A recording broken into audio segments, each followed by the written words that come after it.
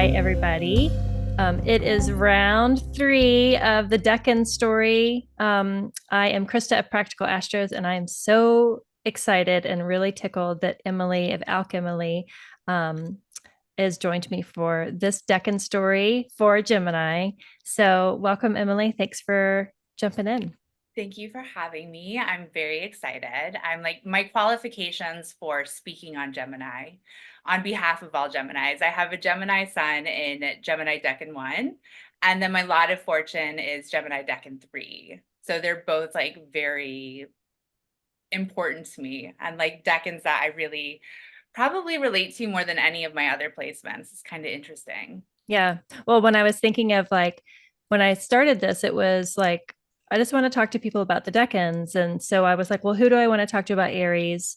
And then the first person that popped to mind, I just messaged them. And like when I was like, who do I want to talk to about Gemini? It's almost like before I finished the thought, like I was like, I need to message her immediately.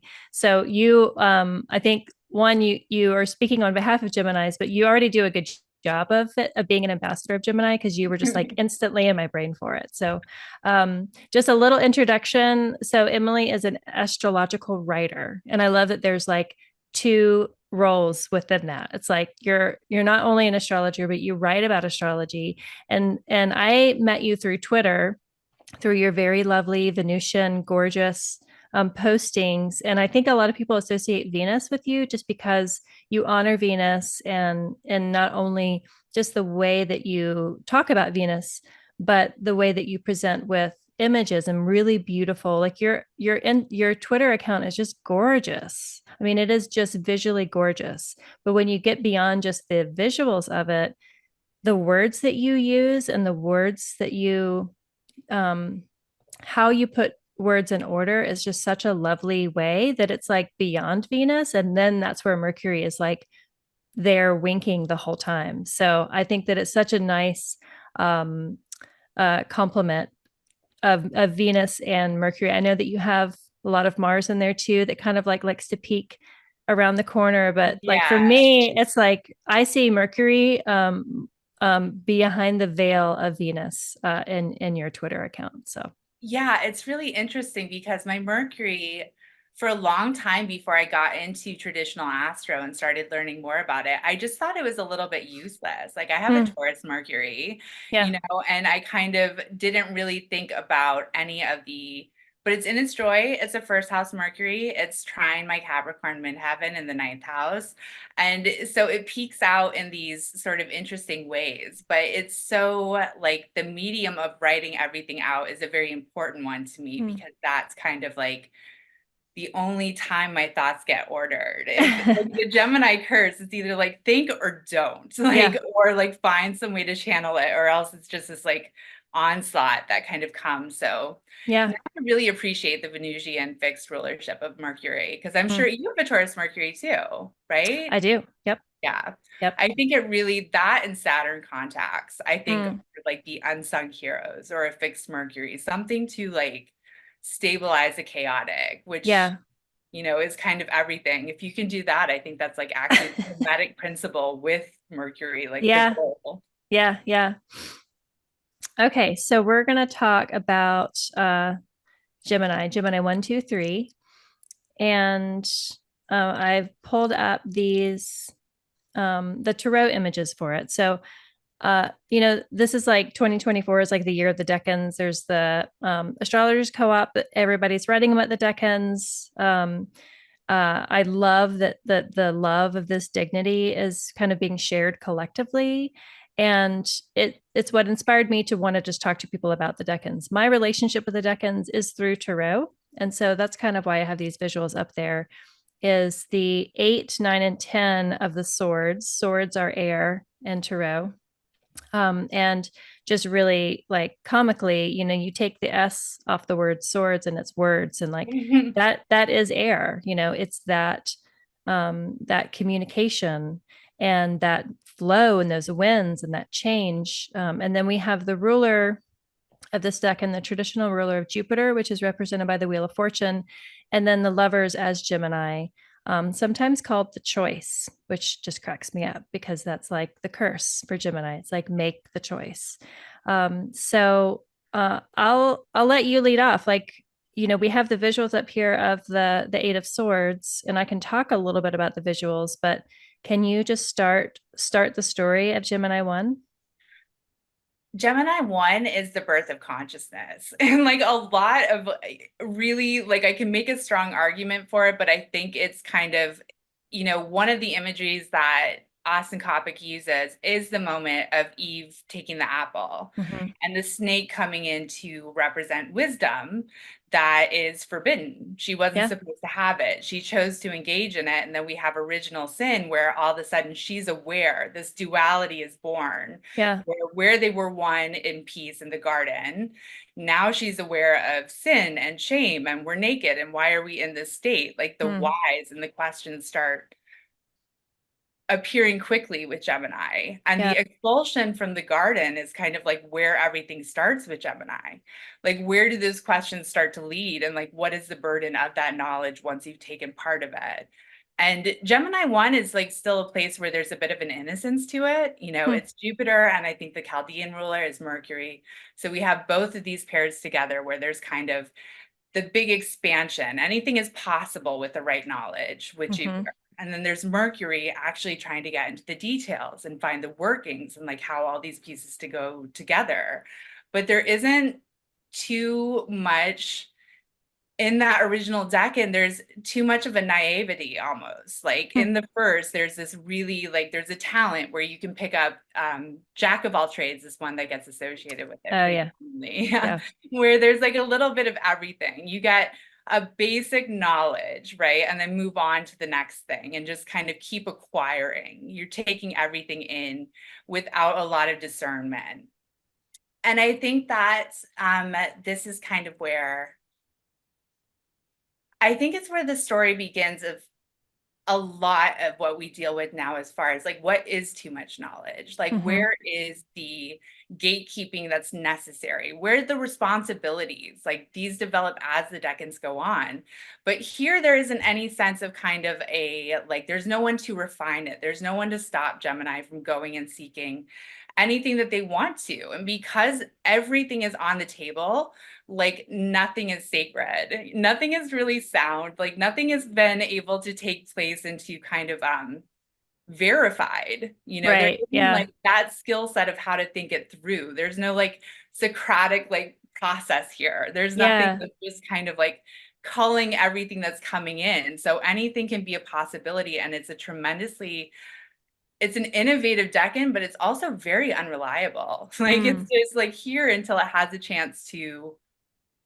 I think my camera just went again. I can still hear you, so keep talking. But speak a little bit more about the naivete. So, like, if you have, um, if you have that that student mind of wanting to just learn and wanting to learn everything, then maybe you should not be discerning. It's all about like, well, no one else is kind of like dumb enough or brave enough to just discover whether It's it's true or very, not. Yeah. it really is. And you find some like really great minds in this decan. Mm-hmm. And it's that exploratory nature where, like, if you don't have this openness, like the open-mindedness to just be able to kind of explore everything in a broad range, Yeah. to start from a place of discernment, then you're still kind of like in the garden. You're Yeah. not just in a state of innocence, you're kind of in a state of ignorance as well. Like that's the decision of whether or not you're going to take this path of like knowledge and set out. You admit to the curiosity, and then you have to kind of follow it wherever it goes. If you're being Yeah. genuine about embracing the world from this very like observer state, just becoming aware of the otherness of Mm-hmm. everything and just becoming like wanting to engage in that with a really large and wide mental appetite. And it's where like innovation is born. I think Mm-hmm. that's a good point that you make. Like you can't change or add to anything that is existent. Like this is almost like it's a little Promethean in a way, it's kind of like the fire coming down from the gods. It's the want to change nature through skill, through Mm-hmm. craft, through like interacting in a completely different and more eventually more autonomous way. But to be able to get there, you do have to kind of suspend all disbelief, like of what is and what isn't, and just be Mm-hmm. very like present and in the moment. Um, and that's a good thing. I mean, like that is the good thing about Gemini 1. This is arguably like the easiest of the decans before any of that comes in. And it's where everything is on the table and you can really like with the right combination of words, right? Like with the right like books, if you find them with the right forbidden knowledge, like anything could be at your fingertips, Mhm. really. Like nothing's been introduced to take out like, oh my gosh, why is that the worst freeze frame? I've been hexed. Um, Well, it's like your words. That's what we're here for, your words. So yeah, we'll just don't see. have like any awkward body movements that freeze frame like in a really embarrassing way, and then just keep talking. It'll be fine. Just be poised the entire time that we talk. I can do it. I was born for this. My Venus is going to come in clutch. I know it. Yeah, yeah. Well, Um, just like the idea of like the wheel of fortune or Jupiter, it's like it does not stop, right? And the tension between Jupiter and Mercury, like they are, when a mercurial planet is in Jupiter's sign, it's not at home. Like they have that tension with each other for a reason. And for the wheel or for Jupiter, Jupiter never ceases. It's all about like the mountaintop or the grand picture, or the wheel of fortune as like it does not stop, and Mercury wants to stop it so that it can like look at the detail and find the intricate pieces that make the whole. And depending on where in the wheel Mercury jumps on, you could be going down or going up. So it is like there is a bit of naivete there of like you don't know what you're going to get. Like you're as long as you keep jumping on that wheel, you'll stay here, but sometimes you're going to have unfortunate stories to discover, and sometimes you're going to have wonderful stories. And it takes that kind of that birth of consciousness to be brave enough to just keep trying to discover. And I like that idea of it's it's the story can be dark or light, and every single time you jump on it can be different. And I'm reminded that Bob Dylan, I think he has Mercury in Taurus too, but his sun is in this decan, and the way that there's like this idea of he reinvents himself. He just experiments and he plays. And would we want like a serious Bob Dylan? Like we wouldn't be talking about Bob Dylan if he was just like poised and safe and never explored and played like he did with his entire career, especially when he was young. So I like that tension of the two, and the never stopping of the wheel, but the desire to want to be curious and stay curious with Gemini. And it's always like the tension between Jupiter and Mercury is also a really fun one in here because it's kind of like, and I love the original like fable of the Curse of Thoth here, which is very Mm. much like the tension between Jupiter and Mercury. Mm-hmm. Jupiter, the experience of it. Did you do it? Did you Yeah, walk it? Was that your thing that you saw, or are you repeating something that you saw? yeah, In this like sort of like warning between them, this is Thoth coming up with symbolism and the ability to write down what's being told of these stories that are supposed to be from that point on passed ear to mouth or mouth to yeah. ear. And the concern from the king that he's explaining this to is that it's actually going to lower wisdom altogether. Hmm. People are going to be able to copy what they're hearing. They're going to be able to go over their notes too many times. They're going to stop Yeah, remembering. They're not going to be present. And it's going to allow people that haven't actually acquired the experience and the knowledge to sound like they have. hmm. Like they're going to be able to access all of these texts now if we like allow it to be recorded. And technically speaking, every time a record of a record is created, this like whole like emanation of it, it's being degraded from its original source. Yeah, It's diluted. coming further and further from what actually happened. And this is very much like a Gemini 1, like Devil's Bargain too, kind of like, where would we be without the ability to record these traditions and everything that has been granted to us because we have this symbolism, because we have this intermediary between experience and like just being able to distribute that and share that and have it go through the eras and the ages. But, now at the end, and with Jupiter and Gemini, I think this is going to become so clear. We also have disinformation. We also have, ancient arts like Hermeticism and mystery traditions and meme form on Twitter now, like just exploding all over the place. Yeah. The segmentation is astounding, but the reach is as extraordinary. Yeah.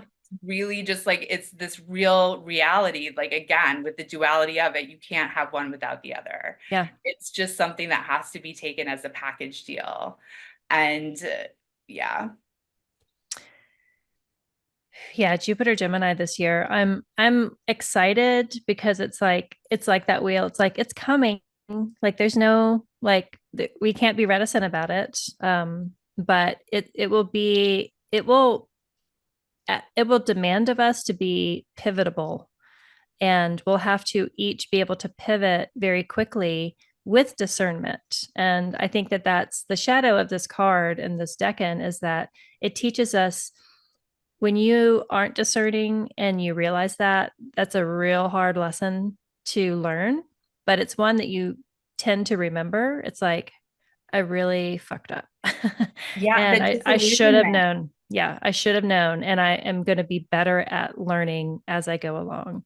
So it's like, it hurts. I mean, it's looking at the imagery of this card, like there is like it is all about dissolution. And that I was looking through the Rider-Waite-Smith deck, because I was like, I know that the Two of Swords has a blindfold, but I don't know that there's that many other cards that have blindfolds. And for this one here, the sense of being blinded by traditional sight, you're still going to be seeing, so it's kind of demanding you to see in other ways. And that's what this card reminds me of like, you can't see in the way that you're used to, so how else are you going to make these decisions? And that's like that internal struggle of, being discerning with the information that you have. You can't gather any more information. Now you have to make that choice, and that's a very hard thing to do sometimes. Yeah, especially I love that too, as far as sometimes I look at it and I almost think it's like take me back, like this sort of like like that scene in the Matrix where he's like, just give me a good existence. I don't Yeah. care anymore. Like Yeah. reality was too much. Like let me go back to what was. And understanding, kind of like you said, like there's no way, like you're just going to have to find some Yeah. sort of new like North Star to get you through what's going on, because you can't go back to the state of innocence, at least Yeah. not at this point. Yeah, and even the visual of like there's a castle at their back. Like they're isolated away from the community that they once came from, and they're surrounded by those swords, but they're not imprisoned by it. And they're bound by that rope, or that some sort of tie, but they're not tied at the legs. Like they can still move, and their feet are just starting to walk in the primordial waters of understanding. So it's like they can find their way through, but you just have to do it in a way that is unconventional, which is, Jupiter and Mercury's temple. Like you have to do, you're not going to be able to do things you're used to doing. You have to be inventive. And that invention, or that forced invention, can be exhausting. But you're also going to go places that other people would not be paying attention to. It makes you, that's where like brilliance comes from. It's like, how did you come up with that idea? It's like, I had no other choice but to, like that's Yeah. the tension, like births that beauty and that art and that creation, in ways that you don't get if you're just comfortable or at Right. ease. Yeah, it's the ability to make connections and constellate between like really like disparate ideas that Mm-hmm. wouldn't even be available to you if you didn't have this really kind of like broad reach. Yeah. And it's interesting because there is like something that like, necessity being the mother of all creation and Mm-hmm. creativity. Um, that's also like that card is giving that in a big way too. There's Yeah. something about Gemini that's able to acquire knowledge under pressure, Yeah. right? For the reasons of escape, for the reasons of solution, or freeing yourself from these binds that you're talking about, where it's not just always something that kind of it's a curiosity born of need, I think. Hmm. It's something to really kind of add to that. And there is something that if the life is stable, the circumstances around like the Gemini 1 native are really like good and everything.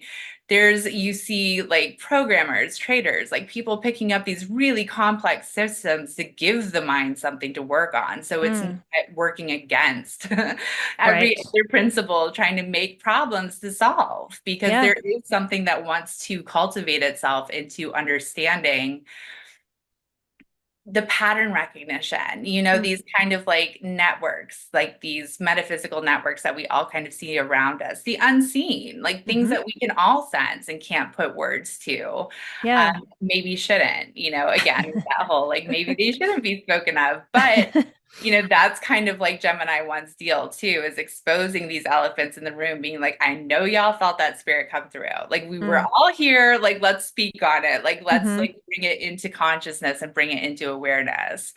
And I think that's also kind of like maybe a part of where this theme of like Gemini exile comes from, because Hmm. that's like you hit on a pretty profound note. Like it's the madman in the village. Like, is Yeah. anybody else ready to hear it? Like, is it something that needs to be said? Like, this is where you'll also kind of have inconvenient truths being dug up. Like, this is Gemini also being able to test, like, um everybody else's knowledge, Hmm. like Hmm. that's like the very honest child that's like, but why, and Right.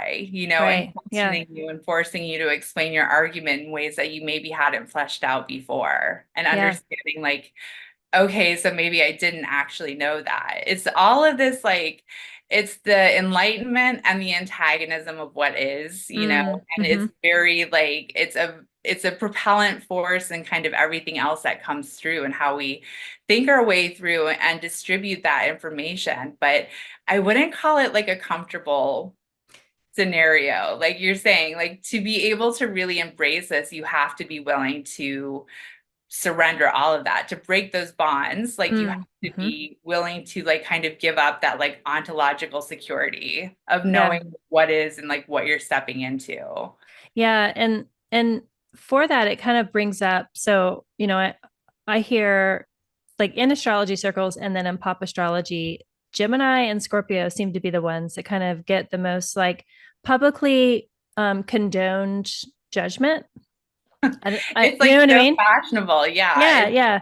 And so, when you were speaking, I was thinking like that feeds into the story of, I've always wondered why. Like, what is it about the fact that Gemini, in this case, kind of is like famous for, and but also just like the permission to make fun of Gemini seems like it's like okay with a lot of people. And so I look at, okay, well, Jupiter, this is Jupiter's first presence in the Decan story. We start with Mars and Aries, and we go through in Chaldean order. The last, um, the Taurus 3 is Saturn. And then so we're kind of going back down again. Jupiter makes his first entrance. So this is his first chance to kind of be a part of the Decan story. And Jupiter is large because it gathers things towards him. And if Gemini is there, gathering information and gathering stories of the village and being personable and wanting to connect and talking to everybody and flitting around like butterflies and collecting information to make Jupiter big, then it's like Gemini holds that net of knowledge that I think that's what people turn on Gemini for. It's like, so much about me because you're observing and you're asking questions and you're collecting this information about everything. And so it's like Gemini holds their luggage with words. And maybe there's like a sense of, I don't want to be seen as much as I do by Geminis. And so I'm going to lash out on the fact that Gemini knows so much about me. Maybe that's part of what it's like people are scared of how much Gemini holds and the memories of Geminis. Like there might be like a sense of like flightiness or like flitting around or like being of a split mind. But most of the people I know that have heavy Gemini placements have a memory that just astounds me. Like they It's don't forget, they do not forget. They just have to Yeah, find it. They have to root around and find it, but they will not forget. And I don't know how you do it. that's such a good description. And it can be, I mean, I can't speak to any other Gemini's mind, but Right. like training mind to like actually record the right things has been incredibly Mm. difficult because I have encyclopedic knowledge of every celebrity scandal that's happened between 2006 and now. And Yeah. I don't know why, like I can just like, as soon as somebody gets started on something, I'd be like, well, that beef started here.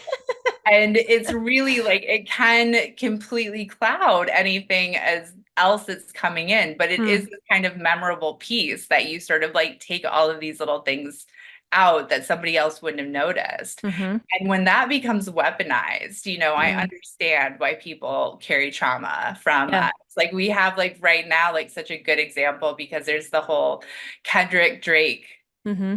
beef, and Kendrick's a Gemini, if I'm not mistaken. Mm. And that is kind of one of the things that's coming up astrologically, where everybody's just like the savagery. Like, don't ever put yourself in this Yeah. situation. You do not want to be in a verbal showdown with somebody from the zodiac. And it's really fair. And Yeah. then I think also kind of the flightiness is fair, and that's because of the imminent choice in the sign. This is like when you have placements in Gemini, when you have placements in one of these decans, these are expressing themselves through your experience. Mm-hmm. So it is a more mutable, volatile situation. You do find yourself constantly having to make choices. And, we'll see as we move through the decans, like eventually you become very like good at just being able to, okay, we're done. Yeah. Like Yeah. once the split is made, by the time we get into like decan 3 and Saturn's involved, then it can be very sudden, and Mm. having people that you were used to being in one way, the two-facedness, which is a little bit Mm. there, maybe more than kind of switching. And I think that it's so interesting that Scorpio like catches this heat too, because they're also involved in the hoarding of information, but in Mm-hmm. a very different way. Like they're kind of like zodiacally responsible for the protection of a lot of the mysteries of the world, Mm-hmm. and being able to hold a lot of depth and space, like where Gemini can be very lateral, right? Like there's Yeah. verticality and like the downward push with Scorpio.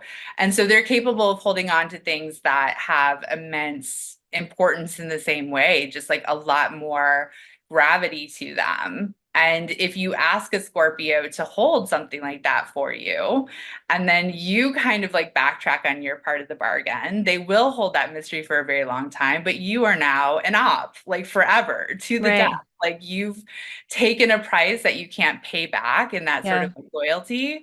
And now like that's going to have to be worked out through other measures just to energetically balance things. That's my experience with Scorpios anyways. I love Scorpios, and I find Yeah. very all Scorpio placements end up working with me at some time, but they deserve what they ask for, right? Like if you want to engage in that kind of loyalty and that kind of support, just come correct. Like have Well, your that's Mars. Like ready. Mars requiring that blood and that martyrdom. It's like there's a specific price to pay and there's no other way around it.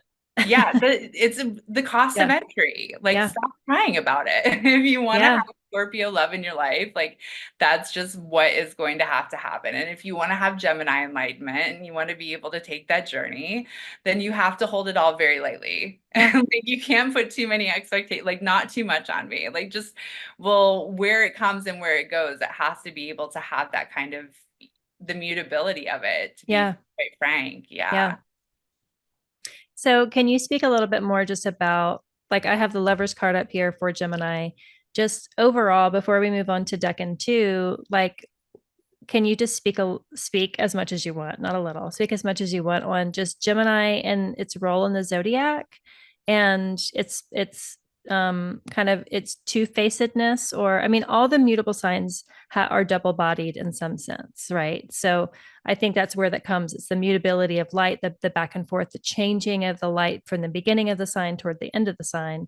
But how do you see Gemini just in broad strokes or in little mini strokes, which would be kind of Gemini coded? Well, I think that, like I said, and I always do kind of like put this back, as much as it sounds like very like trite or cliche. Like if Aries is spirit, right, the beginning of it all, and Taurus is the form that spirit comes into, and Mm-hmm. when life is given to matter, then Gemini is when it thinks its first thought. Mm. It really is this place that we go back to over and over again for not just what we learn, but the ability to learn it in the first place, like Mm. how we acquire these skills, how we practice them. Um, Virgo is Mercury's domicile and exaltation, and that comes with some like really tremendous skills. But mutable air Mercury is so cerebral. It's just Mm. complete concept, until it has something to come into. But it's also something that's driven most of the arguably like Uranus and Gemini is one that comes with some of the most major like technological advancements that we ever make in manufacturing and everything else. There's something to like building the better mousetrap, and this Mm. whim to kind of I would say like Gemini is a little bit of an unnatural sign, right? Like nature has its laws, Taurus has its Mm-hmm. natural laws. Like you Yeah. plant what will grow because it's encoded to grow. And Gemini takes over the code, right? Like Gemini is the Yeah. one that learned to code. Like there's some way that did that. It's like actually trying to like figure out like, but what made it come alive? Like, and Mm. can we replicate? And so this concept of an artificial intelligence, like that's a very Gemini move right there. I think much more than Aquarius, as far as Mm-hmm. saying like, are you sure it can't be replicated? Like, have you tried to grow meat in a lab? Like, Yeah. it's like almost from that Jupiterian view too, as far as just kind of like, can you prove it though? Like, Yeah. have you heard of Frankenstein? Like there's always this sort of like, I'm Yeah. not sure, but I feel very strongly that we could give life to a dead corpse if we really wanted to. Like Gemini is always kind of open to anything that comes in. And because of that, when there is sort of they carry so many solutions too. Like it Mm. really is a problem solver zodiac that sort of comes in to connect all of these pieces that Gemini's got a connector vibe that almost like rings Venusian in a lot of ways, and Mm. probably even like more pure as far as like it doesn't have to be based on like a flimsy like attraction or something that's coming in. It's just the natural way of we have minds that are pulling from something, Mm-hmm. that are all reaching for something. So why not just let them be free, or planting these like mental seeds or setting up like little kind of just like prompts as far as like, did you know that this exists? Mm-hmm. Memes are a very Gemini situation.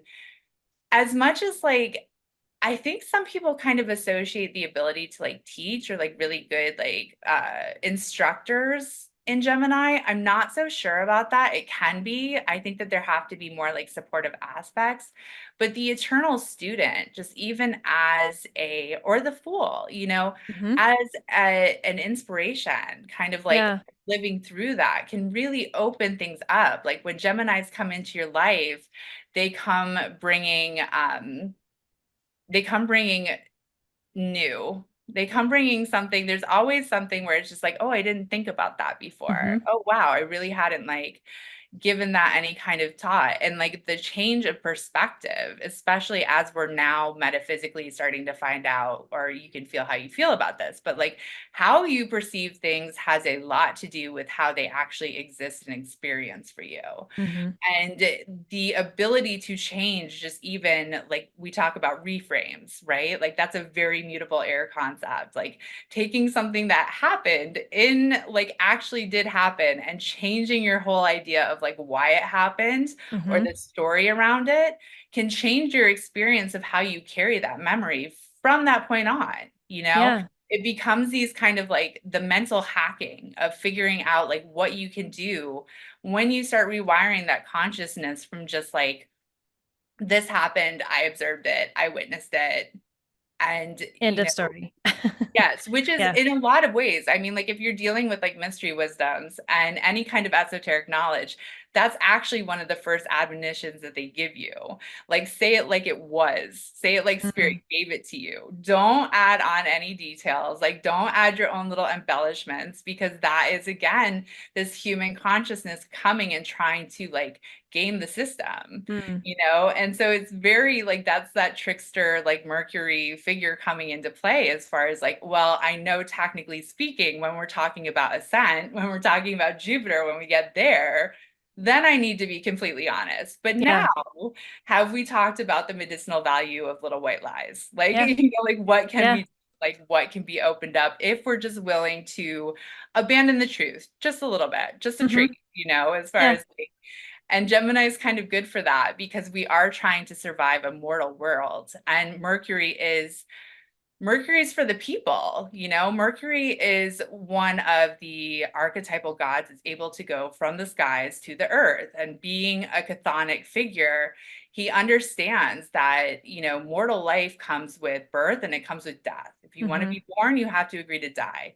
We Yeah. have a limited amount of time here. You know, there's only so much that you can do in a body before it betrays you. And I think that a lot of Mercury's being, and Hermes, like being willing to open doors, being willing to find shortcuts, is this real tremendous compassion for that human experience, having witnessed it, saying like, you know what, you do have to get from A to B quicker than this. You don't Yeah. have time. Like, Jupiter doesn't care. Jupiter's Uranian, like he's in the sky. Like, they have this real disconnect from what's going on down here. They think Yeah. that they're making the wisest rules, but they're the rules for everybody, and they're not necessarily practical. They're not Mm. necessarily like working solutions here.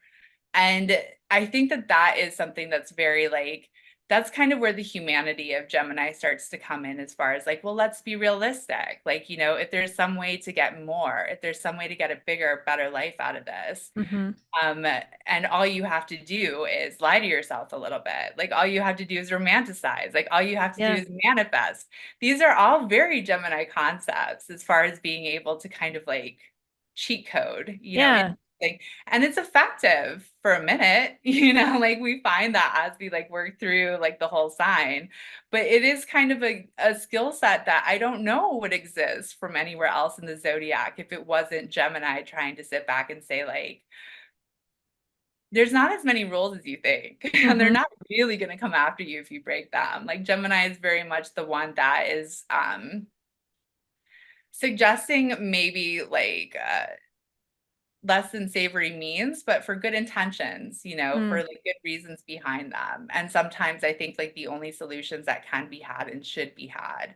So I really do think that in a lot of ways, Gemini is such a very pure representation of Hermes and what Hmm. he means to us. And there's more in Virgo where like that magician part Hmm. starts to come out a little bit more, and as far as like stabilizing some of these things. But the first person and like the first like zodiacal, the first one to suggest that there's more, that an ability to do things in a completely different manner. Like, that's Gemini, like Yeah. coming in and upsetting the natural order to see if there isn't um maybe not a better way, but a more entertaining way at the very Hmm. least. Like, if we all have to die, let's have a good time on the way, sort of, you know, situation.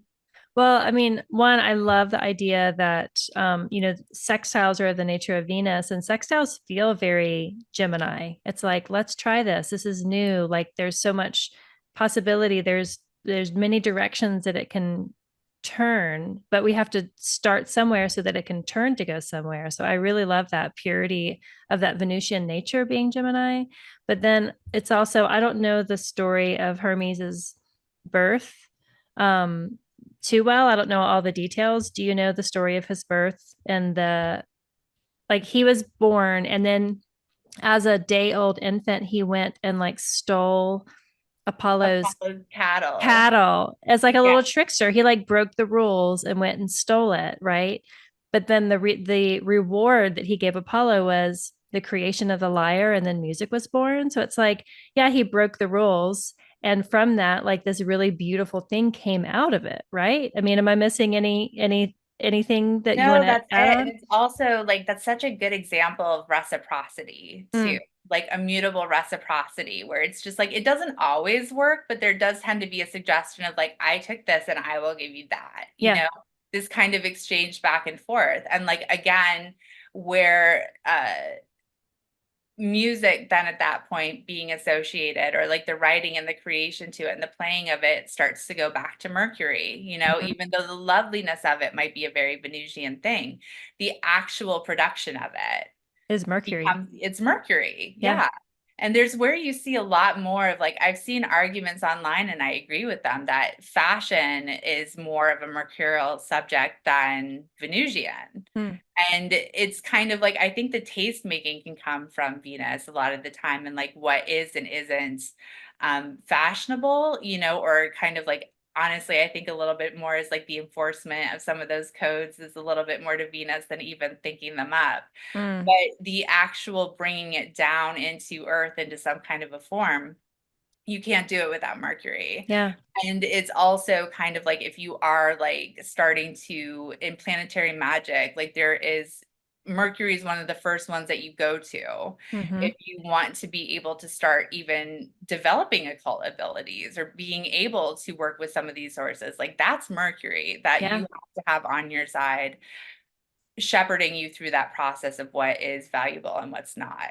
Well, even astrology, I mean, we call it a hermetic art. Like astrology is like I feel like we're all going through Mercury to get all the information Has beyond to be that. done. Yeah, there Yeah. isn't any real way to do it as far as like even with like, all the symbolism in the world as a Venusian, which I love, like for sure. Like you can't, the systems behind it, like what are the patterns that you're recognizing and how do you delineate them? Like how do you Hmm. even describe that? It's kind of astounding, like whenever you try to do a Mercury piece, right? Or like relate rulerships or anything like that, you need pages. Like Hmm. Hermes is responsible for so much a in a correspondence fashion and what it Hmm. governs, as far as like there, you just listed off forever the markets, commerce, keys, open like doorways, and like Yeah. liminal spaces, travel, communication, siblings, young people. There's just like this whole concept of like it's what animates everything that we do at some point. Like, Mm. it's like the most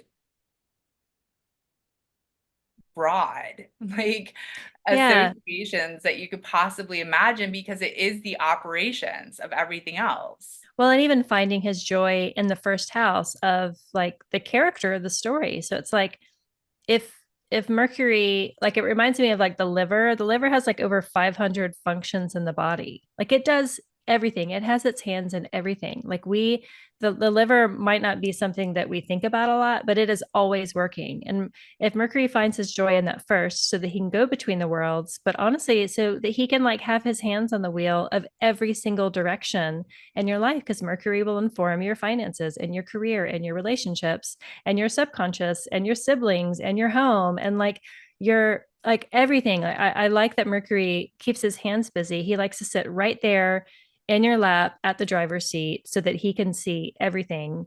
And that just speaks to it. It's like his rulerships are broad because he likes to sit there in that first house to be able to see everything so that he can talk to you about everything and he can get his lovely sticky little hands on everything, like Yeah, I it love makes sense for like that.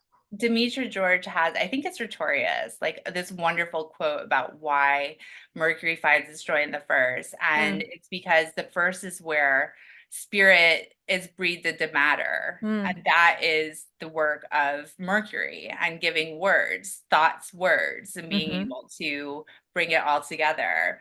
And it's really kind of like, it's really so interesting because it's one of the more and I think we've gone over this before, but your ability to master Mercury and to really work within those tides and stem the flow of knowledge and the intake into something that can be useful is really mm-hmm. what kind of separates like experts from dilettantes. Like it Yeah. is just something that has to be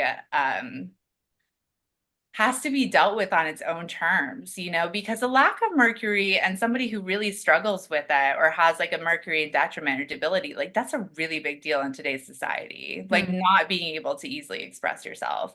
Mm-hmm. Lack of hand to eye coordination, learning disabilities, or ADHD, or any of the other things that can come up and kind of separate you from the easy processing of the information that's coming in and the Mm-hmm. ability to do something with it. Like the further that we get into kind of this whole like very online existence and just so much knowledge everywhere, like the more desperate that kind of like divide becomes because the fragmentation starts to just like pick up speed, where it's just Yeah. like a little bit of attention here, a little bit of attention there, a little bit of presence here. And kind of like coming back into the source and making it very whole and letting Mercury be the craft worker, Mm. the one that's actually sitting there and figuring it out from start to finish is just kind of like the purest expression. And there's really nothing that you can't do if you can kind of come to that space. Like you really do have everything available to you. For better or for worse. For better or for worse, exactly. It's still the lovers. There's still a choice coming. There's like a price that is going to be paid at some point. With that, I'd like to move to the middle. So um, we left the Wheel of Fortune, which is Jupiter, and we're going descending down into um, the middle decan of Gemini is the Nine of Swords. And the associate card is to Tower because it's associated with Mars. And then we still have the lovers here for Gemini. So um, the Tower, like the Tower is feared. It's like both of these cards, the Tower and the Nine of Swords, are like two cards that people hate to see in tarot spreads. They hate to see them. And it's like, life is not all great all the time. Otherwise, we wouldn't have life, right? We need these cards, we need these moments, we need to be broken out of these systems so that we can come out again. Like what comes after the Tower is the Star, which is a great card. Like people really respond to that one, but you don't get the Star unless you get the Tower. And all of the energy that's in the Tower card, like this morning I had a dream where I leaned down to pick up this big snake that was on the sand, and I leaned down and he kind of like hyper sped through lightning bolts to different parts of the beach every time I tried to reach down and like pick him up, and it was like lightning striking. And the whole dream was so just invigorating with like he was so fast, and he sped the sand away, but he left like a sand form of his own body, and I would pick him up and like the sand would like just vibrate off. And it's like that excitement, like it was frightening, but it was exciting. And you need those things to be able to just fall apart to like keep the momentum going. So if anything, it feels like the momentum of Gemini continues here, even though the character in the card is like in bed, overwhelmed with all the thoughts that are like piercing his mind. um, but there's such passion and love and like this drive of like there's reasons why words weigh on the mind of Gemini so much. They aren't just flighty, otherwise they wouldn't take this so seriously. They're doing it for that drive and that passion and that love for a reason. And that to me is like that passion for Mars informs the despair of this card that's expressed. And again, like we have the character of the card is like covering his eyes, just like the blindfold of the previous one. Like it's just like almost like holding the thoughts in by covering the eyes. It's like if I open my eyes, the thoughts are going to leave. So I just need to contain them while I work through them. But I see these two especially as like, to me, this is like the dark part of love is held within this card. It's like So there's a much. reason why there's despair is because you're holding so much of that devotion and that love and that care, that I feel like Mercury informs. Mercury tells us all of the things in life, and that includes like the ways that we feel about other people. This feels almost like a care of other people card. That's beautiful. I very much agree because I think Austin Coppock brings it up in 36 Faces, but there is like a legend that's associated with this that has to do with kind of, I think it's from Plato's Symposium, but it's where when we originally came to Earth, we were actually like quad beings. Like there Hmm. was like two of us put Oh yeah. together, like two of the same gender, two of separate genders, but whatever it was, we were whole couples, and Yeah. then the gods split us in half as a Mm-hmm. punishment for hubris and everything else like that. And then from that point on, we've been trying to find our other. Like when you Mm-hmm. find the other that was supposedly the half that you were split from, you feel this like that's falling in love, that's union. You feel this Mm. wholeness that isn't accessible in any other way. But these cards are kind of telling the story in order to understand that there's a part of you that's missing, that kind of longing that we all feel to go back to something, then you have to have the swords here. You have to Yeah. have an understanding of separation deep, like within your soul, that can't be reconciled. And in Decan too, especially with like the Venus and the Mars associations, I think this is probably one of the best. Like the only other place it comes up, I think, is Capricorn too.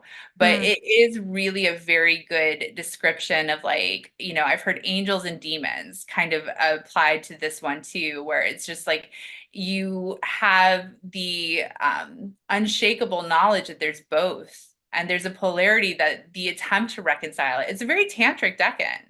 Yeah. There's the attempt to bring these two polar opposites into a survivable middle, Mm. some state of like perfect harmony. But I think that there is like within that tension, there's kind of there's a massive anxiety that's born from the adventures of Gemini 1. One, this is carrying too much, like you said, holding the thoughts in. Like you've seen too much at this point. There are Yeah. things that can't be purged, that can't be explained, right? You set off on all these, like you think that there's going to be the words to get them out, but there's not. There are Mm. like mysteries that can't be reconciled that quickly or that simply.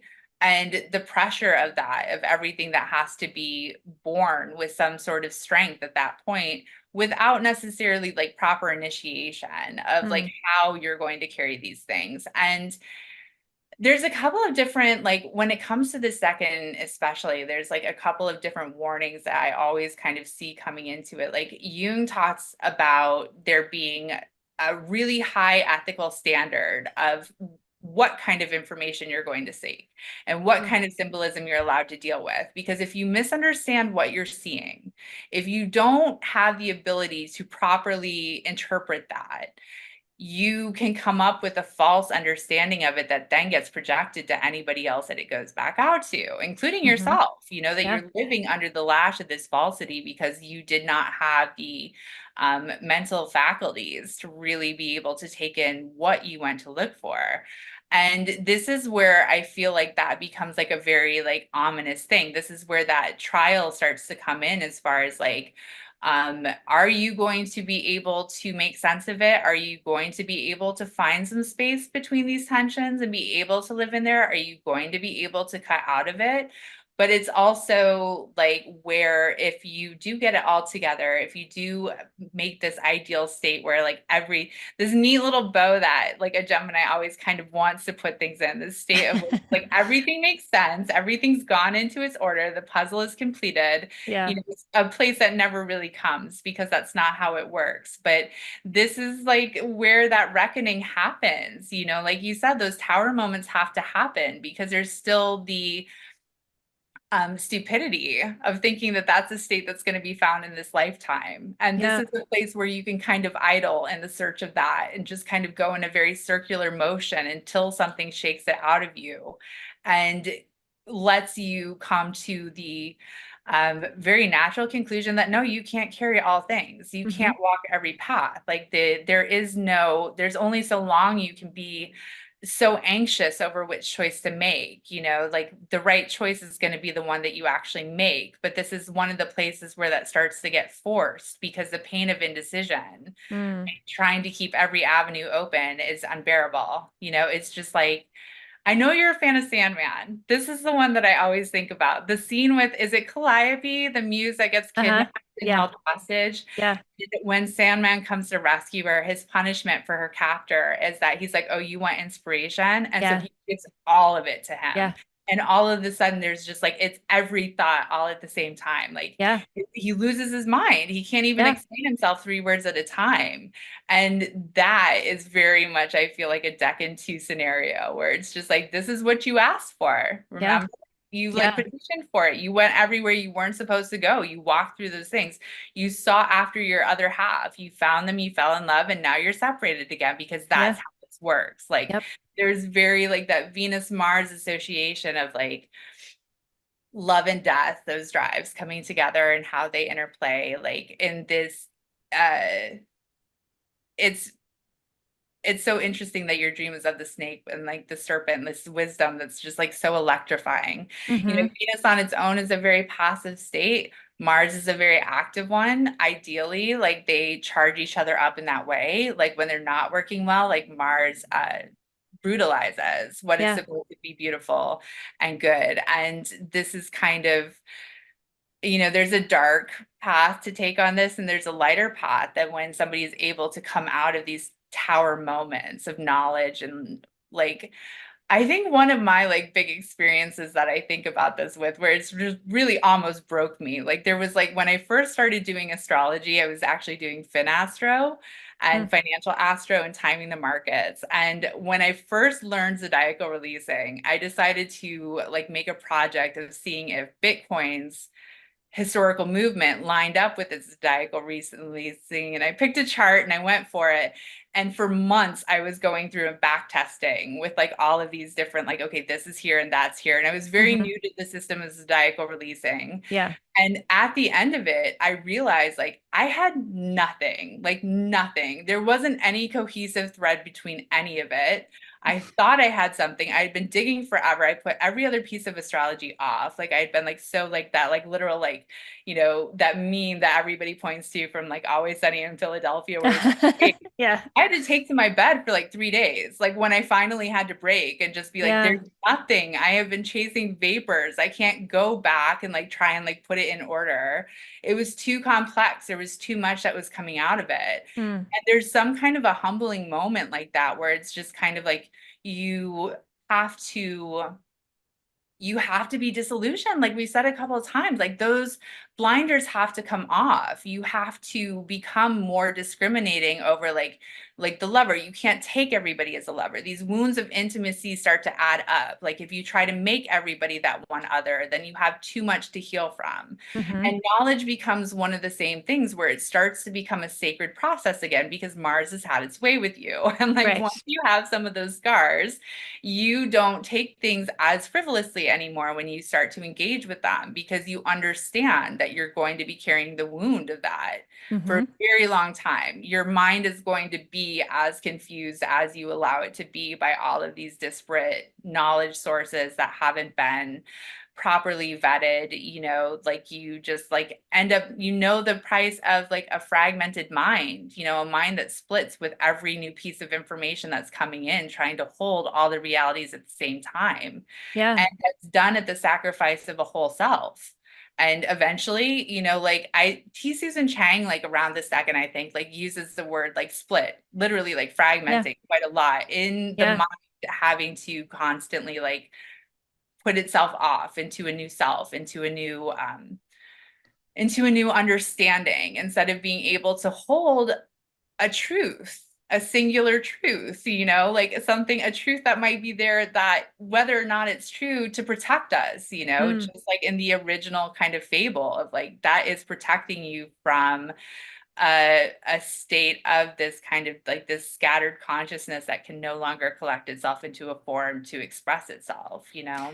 Well, and the Mars there, the influence of that is to sever. It's to like sever some of those away so that you know, you said if you had a phrase of the tension between Mars and Venus coming to a survivable middle. And I love that. It's like the Tower card shows us what that does not look like. It's like that was not survivable.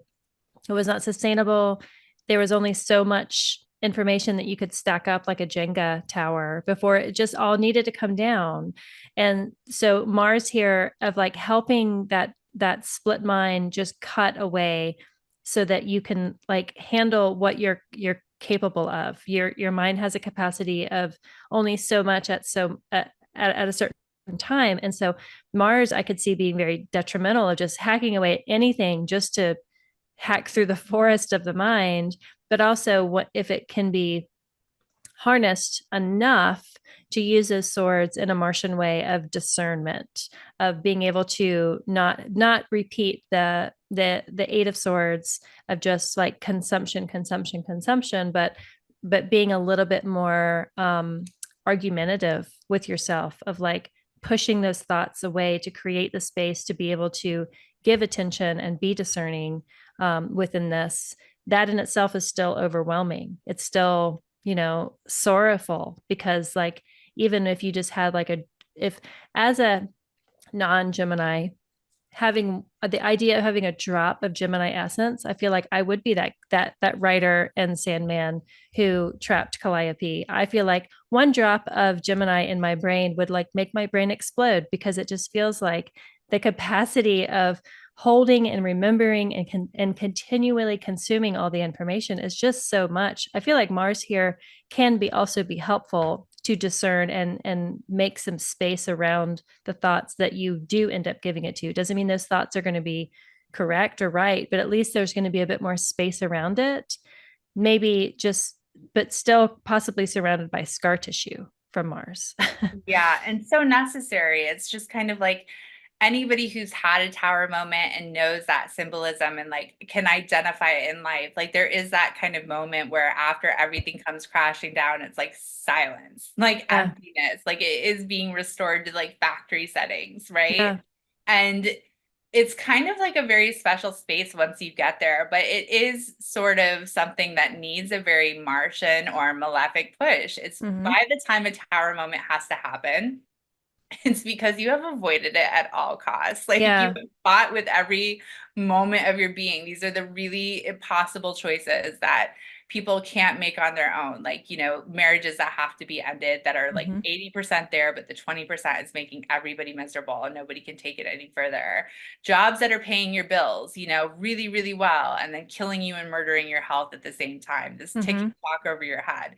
These things where it's just kind of like there's a lifeline, there's a load bearing belief system that's about to go on the line and they can't be volunteered. Like it's just against nature to kind of like put ourselves in this sort of like harm's path to see what comes next. Mm. And this is a decan that forces that reality and Yeah. forces that moment when it is very needed. Um, and is so good because of that. And it's just kind of like, yeah, it is what you make of it by the time you come out of this one, as far as Yeah. like, is it imposter syndrome? Are you going to like live with knowledge that's been proven false, like mindsets that don't fit you anymore, motivations that don't work, that never did, all of these things that are very hard to lose. Like, um belief is important. I really Mm. do like hold to that. I think that they should be tampered with gently, but tampered with, they should be pushed back against. And the Yeah. stronger that you get in being able to test them, which is another big theme of like this whole why you think the way that you think, like being able to like curate and just come to what is real and like really distill everything that's been coming in and come up with those systems is where the power starts to come in. Mm. It's also the streamlining of all this mercurial stuff to be able to hopefully, like if you are able to take in those wounds, because this can also be a place of shutdown. Sometimes you Yeah. can't, like sometimes it's too much. Like, you like lose faith in like a benevolent world, which I think I have some friends who would say like that doesn't exist anyways. And that's fair too. It's kind of like that's the point. It's what we Yeah. can live with and keep walking, and like serving everything that we came here to do. Like that is sort of the question as far as like what can be cut away here, Mm. um what is what can you part with and still be able to do life still be able to show up in the best possible form that you can. Hmm. And being able to take these knocks and being able to take like the mask being pulled off, right? Like the reality of the swords, the reality of death, the reality of life, like the realities of it all that can't be romanticized is also what lets you into like the joy, like the Mm-hmm. actual like experiences, these like fleeting moments of just like, wait, that was it. That was real. This kind of like lets you back into Jupiter's kingdom too, if you think about it, Hmm. where it's just like you're not like having to convince yourself of the reality of something. You have the chance to actually experience that in like a tangible way because you are surrendering all of these like preconceived notions or whatever little, you know, brain worms have been able to get in and change what you think you're seeing, what's clouding, what lens is being clouded before you have a chance to look at it. But it comes in a very like savage fashion when it does. Hmm. Find. Yeah, I mean, like it just the middle of any decan feels like because it's couched on either side of its own sign, it feels the most stable of all of them, you know? So it's like stable with what? Well, like this is like the stable part of the story, which doesn't feel stable with the tower there, but it's like I don't know what comes up with this one is like it's not things pressed upon you, it's your reaction to whatever is pressed upon you. So It true. yeah. Yep. Yeah, it really is. It's just kind of like if you like if this second is working the way that it's supposed to, it that ninja kind of move, you know, Mm-hmm. again, very martial if you think about it, as far as being able to, there's either being like preyed upon, you know, Mm-hmm. by these like disillusioning forces that are coming in, or there's being able to wield them on your own behalf and start to actually take that up on your Yeah. own, like just take responsibility and like accept the fact that that kind of martial severance is going to have to come in at some point.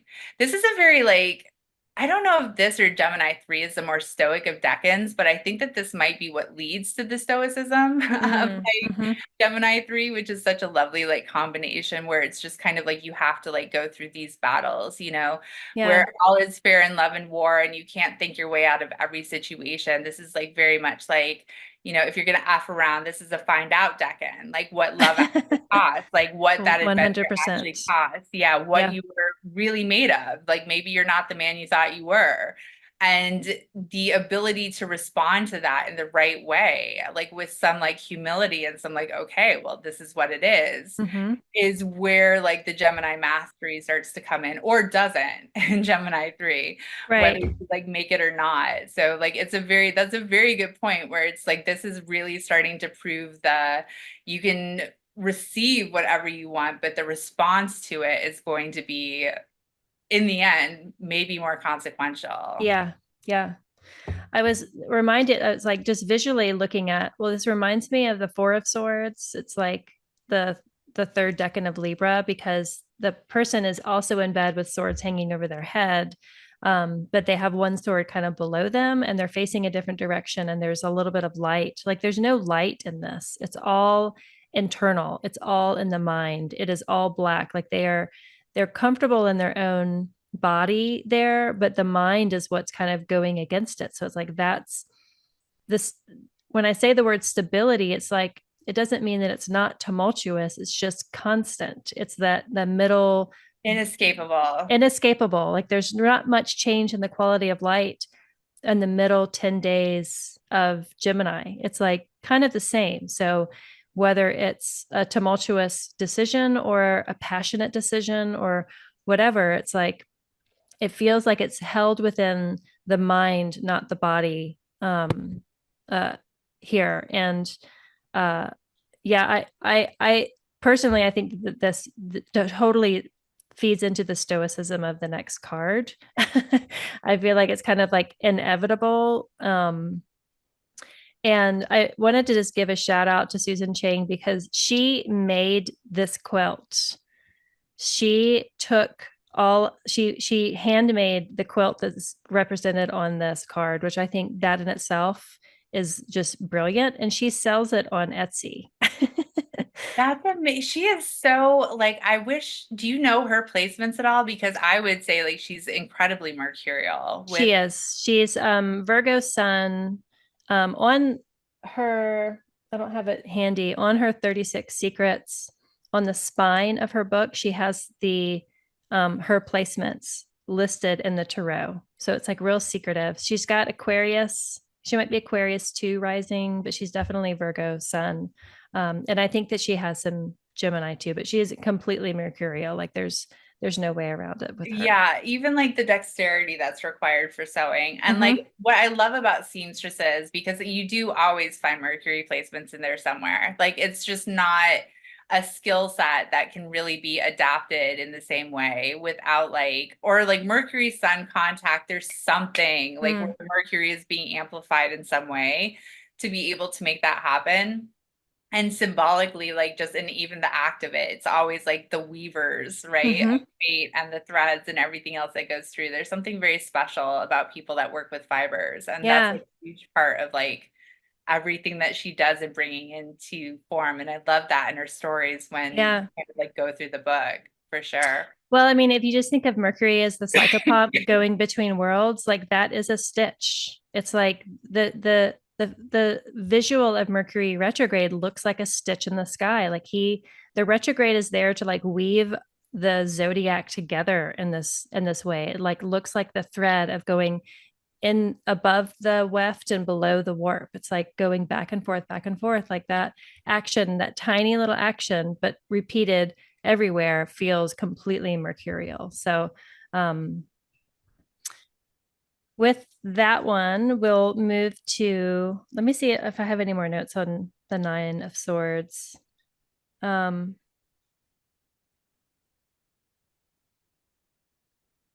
I think you covered it. That was beautiful. I personally, I really like this card a lot. I hardly ever pull it. And maybe so when I do, it feels special. I know people, my sister pulls this almost every single time she touches a deck. It's like a card that just pops out. Does she have any placements that resonate with that? This is her Saturn.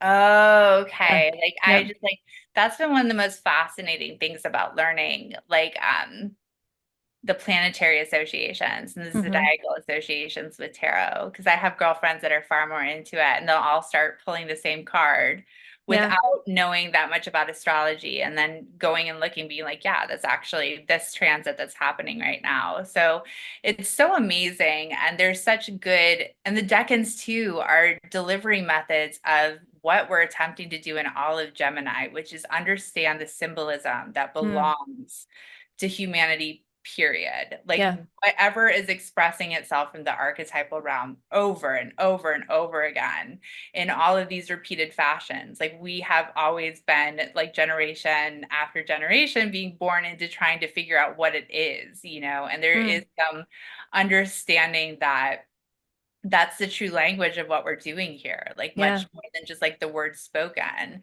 And so all of these different representations and these different crafts and things that can't necessarily be just told from one thing, the paintings, the illustrations, the music, the chords, Mm. things that can somehow strike something other than this very mental exchange, right? Like that is kind of, it's an interesting offshoot. And I think also maybe something that's born of the realization of Gemini too, that there is, you can only say so much. You Yeah. really can. And it's Yep. very, very possible to experience things that you will never be able to share with another, right? As Yeah. lovers, you're not going to be able to communicate without some other kind of like more divine mechanism, Mm. maybe, like something that sort of intangible space that allows like the ineffable to Yeah. sort of make itself a little bit more able to grasp, like active imagination and those processes of trying to commune with the subconscious, and trying to figure out like the underlying, like what does it mean, dream practices, that's also very like Mm. these mechanisms of being pushed into further metaphysical connections with what has been sort of uncovered or unearthed or experienced. I think all of that is born of these crises here of Mm-hmm. understanding and misunderstanding and what that costs, you know? Yeah. Disillusionment is a big one with me because probably I go through it too often, like more than my fair share, if I had to say. But like, it's an interesting state because I like anybody who goes through it and has to, it's so painful because Mm, usually our beliefs and like the things that we kind of take in or we understand or like we're acting on them, you know, mm, like we're making lives around something like I think of like, you know, right now there's always like a lot of talk online about people who feel like they left a relationship with a narcissist. Like you yeah. weren't who I thought you were. Like here Yeah. I've given you everything. I've been, you know, so engaged in this and you lied to me. Yeah. It's devastating under the right circumstances, and the right circumstances are very easy to come by. Hmm. It's something that just kind of like, again, with like the necessity being the mother of invention, Yeah. this is an existential crisis that comes on that's so heavy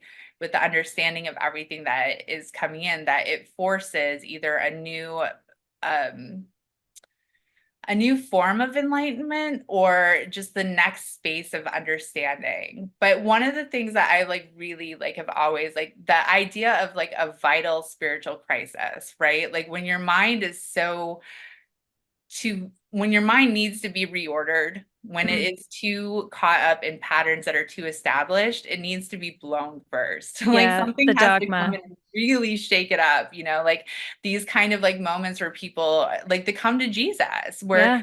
somebody saw God and then all of a sudden had to kind of like take in everything from another space altogether, but they're always described as something like very disorienting, something Yeah. where you just lose the ability to tell where you are in time and space. And in order to be able to come to like a more like pure stable space, which I think starts to happen in Gemini 3. But it's again, like I just keep coming back to your snake dream. It's also like what makes you alive. You know, it's also that kind of like it's very stimulating. It's very like um it keeps you attached to what's going on. You're like never able to kind of like let it ride too much when once you really understand that everything is on the table from Gemini 1, like anything can be picked apart, nothing is sacred and everything is at the same time. You know, it's a whole I different. lost you there for a second. Hold on. And do this. Um, I I remembered what it wasn't a note. It was something that you were talking about. I guess it was Austin Coppock talking about the myth of when we were born, we were kind of born together, and then there was this separation. Also, Uh, Hedwig and the Angry that's Itch. what I was The gonna origin of love. say. Yes. Yes, yeah. I was That's the like, only, I wanted to quote that, and I probably yeah, would have been more like articulate if I had, but like Origin of Love is a song to listen to if you are curious about that myth. totally. I was like, I had never heard about it outside of Hedwig, outside of that song, that whole animation, everything. It's like So it's beautiful. I'm getting so chills right beautiful. now. Like I can Yeah, listen to that one like nonstop. It's just, yeah. and that again is kind of like the whole, like there's the symbolism, right? Hmm. Making itself known through like, that's such a visceral experience. And like, yeah, you can read it in Plato's Symposium, but it doesn't hit like that. Like No, it is like Mercury, like inspiriting something. So it can be, I cut you off. Please continue. no, that's what I wanted. It was like Hedwig. That was like what was brought. It's like that song, that visual, like that's the origin of love song. It's like it makes the despair of this card like real. Like when I think about that song about like trying to put ourselves back together to kind of have that union, have that Venus Mars union. It's painful, what you were talking about of having that come to Jesus moment or that crisis or that dissolution. Like, yes, there's a silver lining, but the silver lining is there because the cloud is there. Like that cloud is hard, and that pain is real. And even if you move beyond it and you have your dogma challenged and you have kind of that that tower moment so that you can rebuild, it's also very painful and incredibly hard to recover from. So you don't always recover from those tower moments either. Um, Yeah, I just wanted to bring Hedwig in because I've been like singing it in my head since you were It's such a talking about good one. And that's also like, I mean, it's easy to forget, but that was so smart of you because this is actually, this decan is called the Hermaphrodite in 36 phases. it. And it has a lot to do with Cybele's lore as far as a hermaphrodite goddess who had like their genitals removed because they were too powerful having this union, and the Mm, gods were jealous of that. And then I think those were like they fell in the ground and they were planted and they bloomed into a tree, which eventually became Cybele's new lover. The other half, like their mm, male part that had been like removed and been lost from them. So this whole like concept, like the lovers here are very, very present, with Venus and Mars, as everything else is. There's a reason like love and that unattainable ideal, like, and that sort of like encoded knowledge of union that we're all here for. Like this is yeah. like, again, like this is real yoga. Yoga is seeking this union that we know that we're missing, but can't quite tell why, this Hmm. inherent state. And like, I think I mentioned before, but I do associate it as a very tantric decan because of that recognition or the Yeah. desire to like take the duality out of everything and come back to the state where everything is holy again. Yeah.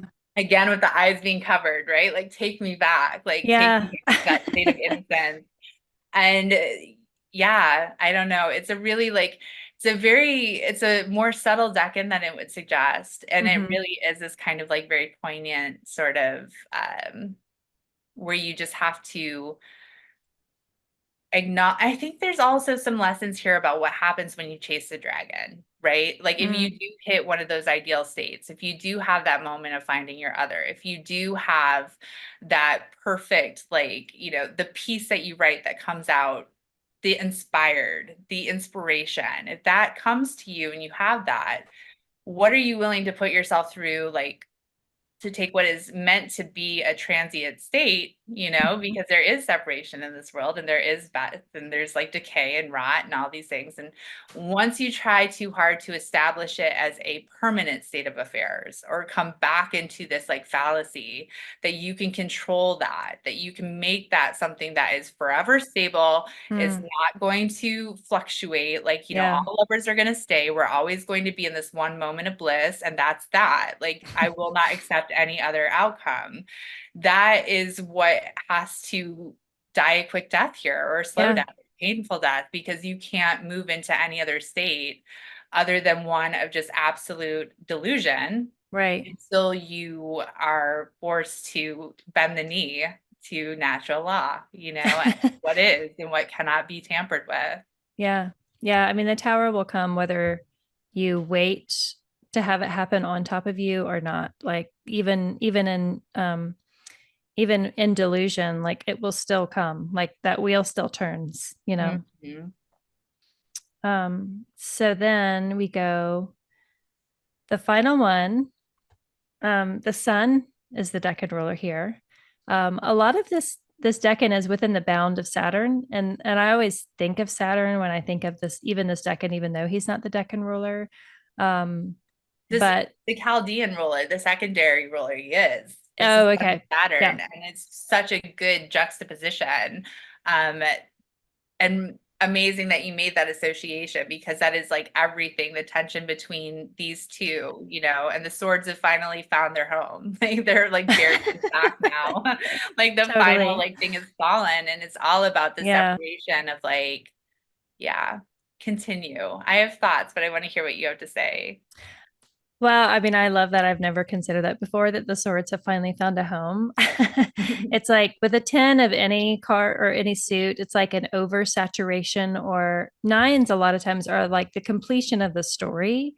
And tens are like especially this one, it's like nailing it over and over and over and again, like make sure that this story is told. Like there's it's overkill, literally overkill for this card.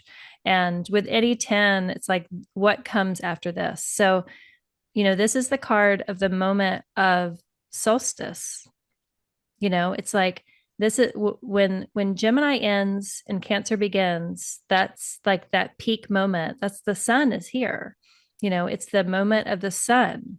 This is one of the coolest things about Gemini. I'm so glad that you brought this up too, because Yeah. it's kind of like the zodiac that we're used to now in modern times, which typically starts with the spring equinox with Aries. Hmm. That is like fairly new. Like when the decans were first, like, back in when they were first like all the rage, they used the theme Yeah. of Mundi. Like the Yeah. rising sign in the beginning of the zodiac was Cancer, and it was the Yeah. solstice, which makes Gemini the 12th house. And this is the Yeah. final decan before everything starts out. It's a huge part of where like the sort of like latent darkness of Gemini and of this all comes Mm, from. Is coming back into this place of sort of like like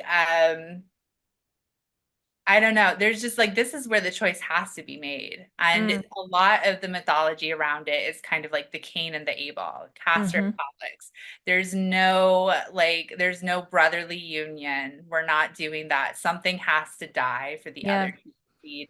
And that cost that has to be borne with that, like that is the price of legitimacy here, where the choice finally has to be made. And it's this understanding that there is no right one and they are all right. There is like Yeah. there is going to be that loss. You're going to carry it forever. Something has to go.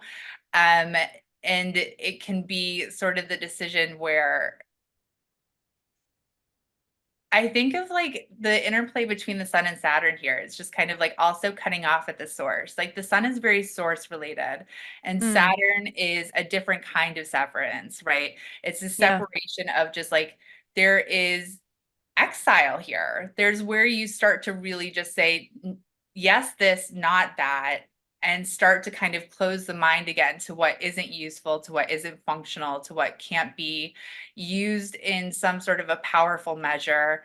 It's a refusal of the disintegration that's come before. Or Mm, it's not, or that gets turned against you where you just can't bring your mind to sort of like confront, right? Like the ignorance of Saturn can take over here too. If you are somebody who's struggling underneath the anxiety of everything else, where you just start to shut down and you start to hmm. put impure blinders on yourself to be trying to keep yourself from the realities that got revealed in the second decan.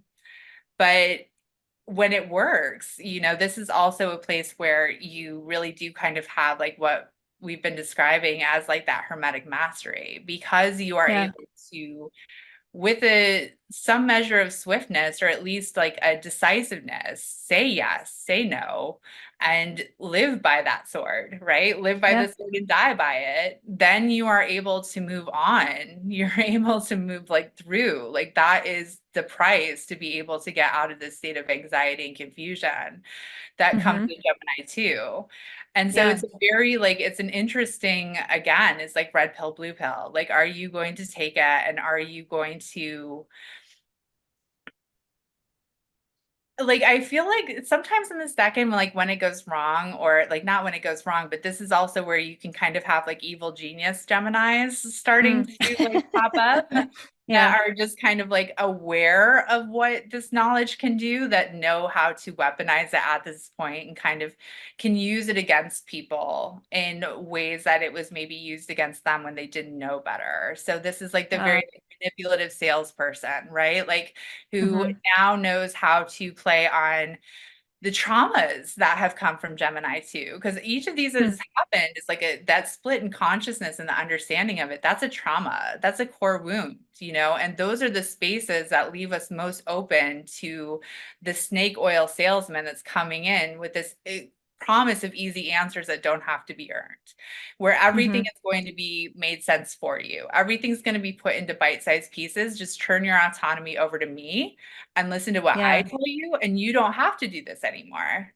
The swords in your back, you're not even going to feel them. I'm taking on the Yeah. swords, but you just have to do Yeah. what I tell you to do. And that is kind of like, that is also, I find a very heavy like Sun Saturn interplay there too. If you try to surrender your authority to somebody else just for not having to not having to like, throw the sword, not having to fight your own fight, not having to stand on your own decisions and like take the consequences that come, that leaves you susceptible to somebody else doing all of that on your behalf, which can be very incredibly tempting, especially when you like start to like, that's again this whole like desire to revert to a childlike state, which is not what the Mm. Sun and Saturn are about. But this is a massive gateway into saying like into legitimizing and systemizing everything that's been coming through Gemini. This is where there is now like a set series of rules. Like this is how we treat the information coming in. This is how we verify. Yeah. How we like this is how it passes a smell test or it doesn't. Like this is the vibe check. Like now there's like a Mm-hmm. scrutiny there that hadn't existed before because the consequences are a little bit more clear and hopefully directing that knowledge in the right way. And like when this Right. is working well too, it's like it's also the like wise teacher. Like I like got a post from like Reddit. This is where now I'm going to start going off on tinfoil hat and everything is relevant and nothing is. But like, it was from the Vajrayana Reddit, and somebody was asking for very specific instructions and like of a meditation and a ritual that went with it. And can you give me the Tibetan words? And can you give me the English words and break it down? And the first comment was like so bitchy but perfect. And they're like, that's what a teacher does. A Lama does that. You not have a teacher? Like where this whole like probably a bad idea to even try and do that if you don't have Yeah. one. And it Yeah. was very matter of fact of like, that's not for you. Like, that's never been like, Mm-hmm. and why on earth would a Redditor spell out all of these very complicated? It was a huge ask, like the Gemini one as far as, and that is where like, Gemini 3 is coming in and being like, no, actually, no, like you have to go to Yeah. Sagittarius. Like you're going to have to do that properly and go through Mm-hmm. those channels or else. And I think that this is kind of where you start to have the ability to decide whether or not that's going to be you, like understanding Mm. the consequences of the information that you put out and becoming a little bit more, becoming a lot more conscientious about inflow, outflow, Yeah. and what you are for better or for worse. Because again, this is kind of like where you can get very persuasive in understanding how to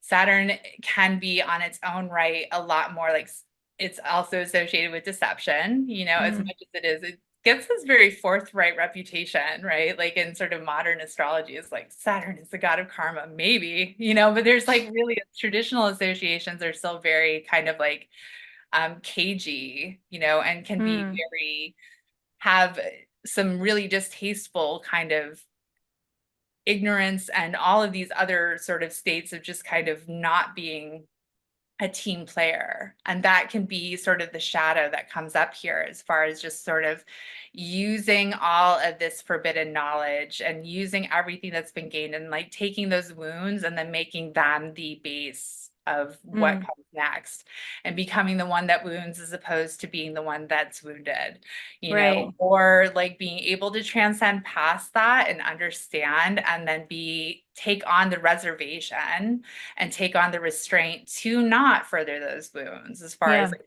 actually this can hurt you. Like actually there are very serious consequences and you need to slow down and think your way through this. But if you can do that, then yeah, I know someone who knows someone, like Yeah. if Yeah. you pass these steps, like if you do, like there's starting to become the concept of initiation here, where it's just kind of like there is prep work that has to be done before these places that you're going to go next.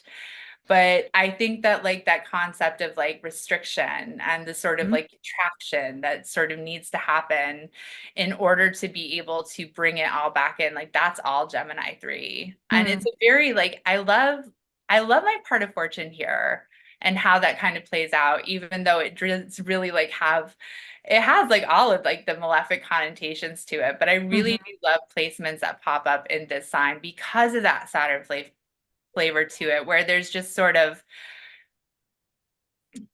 it's sacred again. The gatekeeping starts to Mm, become a little bit welcome, once you understand the reasoning behind it. Like if there is any sort of like reconciliation between Gemini and their endless questions, it happens here. Like there mm, is certainty for better, for worse, it's established.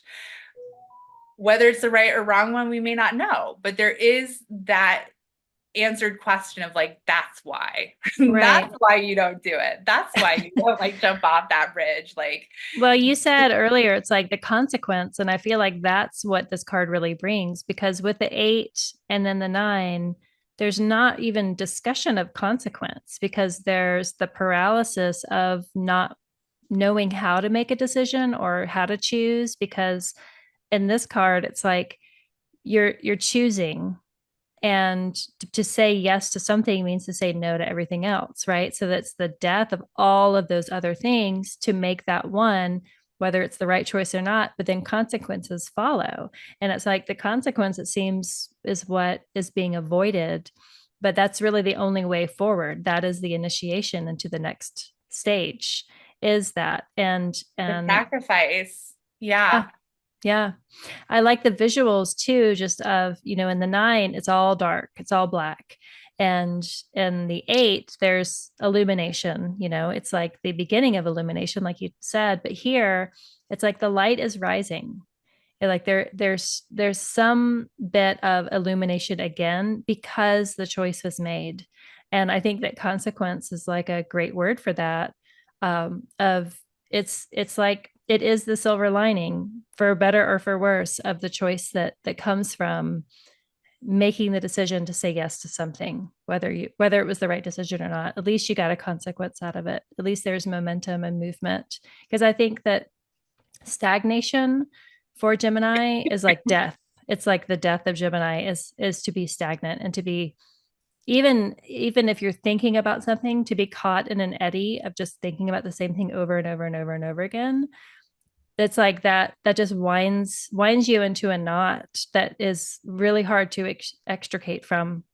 And this card, it's like, well, at least you're starting to pull on one thread that leads you out, whether it's the right direction or not. It doesn't actually matter. You're moving. Yes, exactly. And like it's the more rounds of this that you do, it is the consequence that is actually able to establish change, which is the Mm-hmm. goal of all mutable signs and all mutable activity in the zodiac.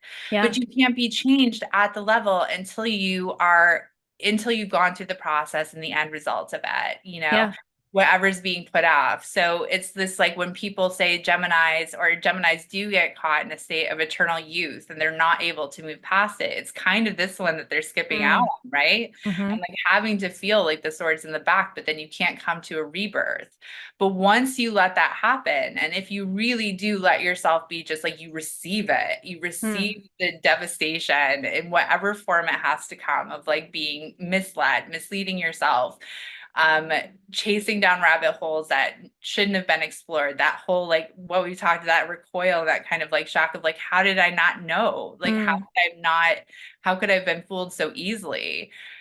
The pain of that is what lets you come back into these situations with more foresight. Yeah. You get to explore in the next round and you have boundaries like these Saturnian walls that have been established because the longer you hold on, the worse it gets. The Mm-hmm. further you go into it. Like each time that you kind of like let these swords pierce the veil, or like, pierce you like in the heart with truth or whatever. There's so Yeah. many ways that you could go with that.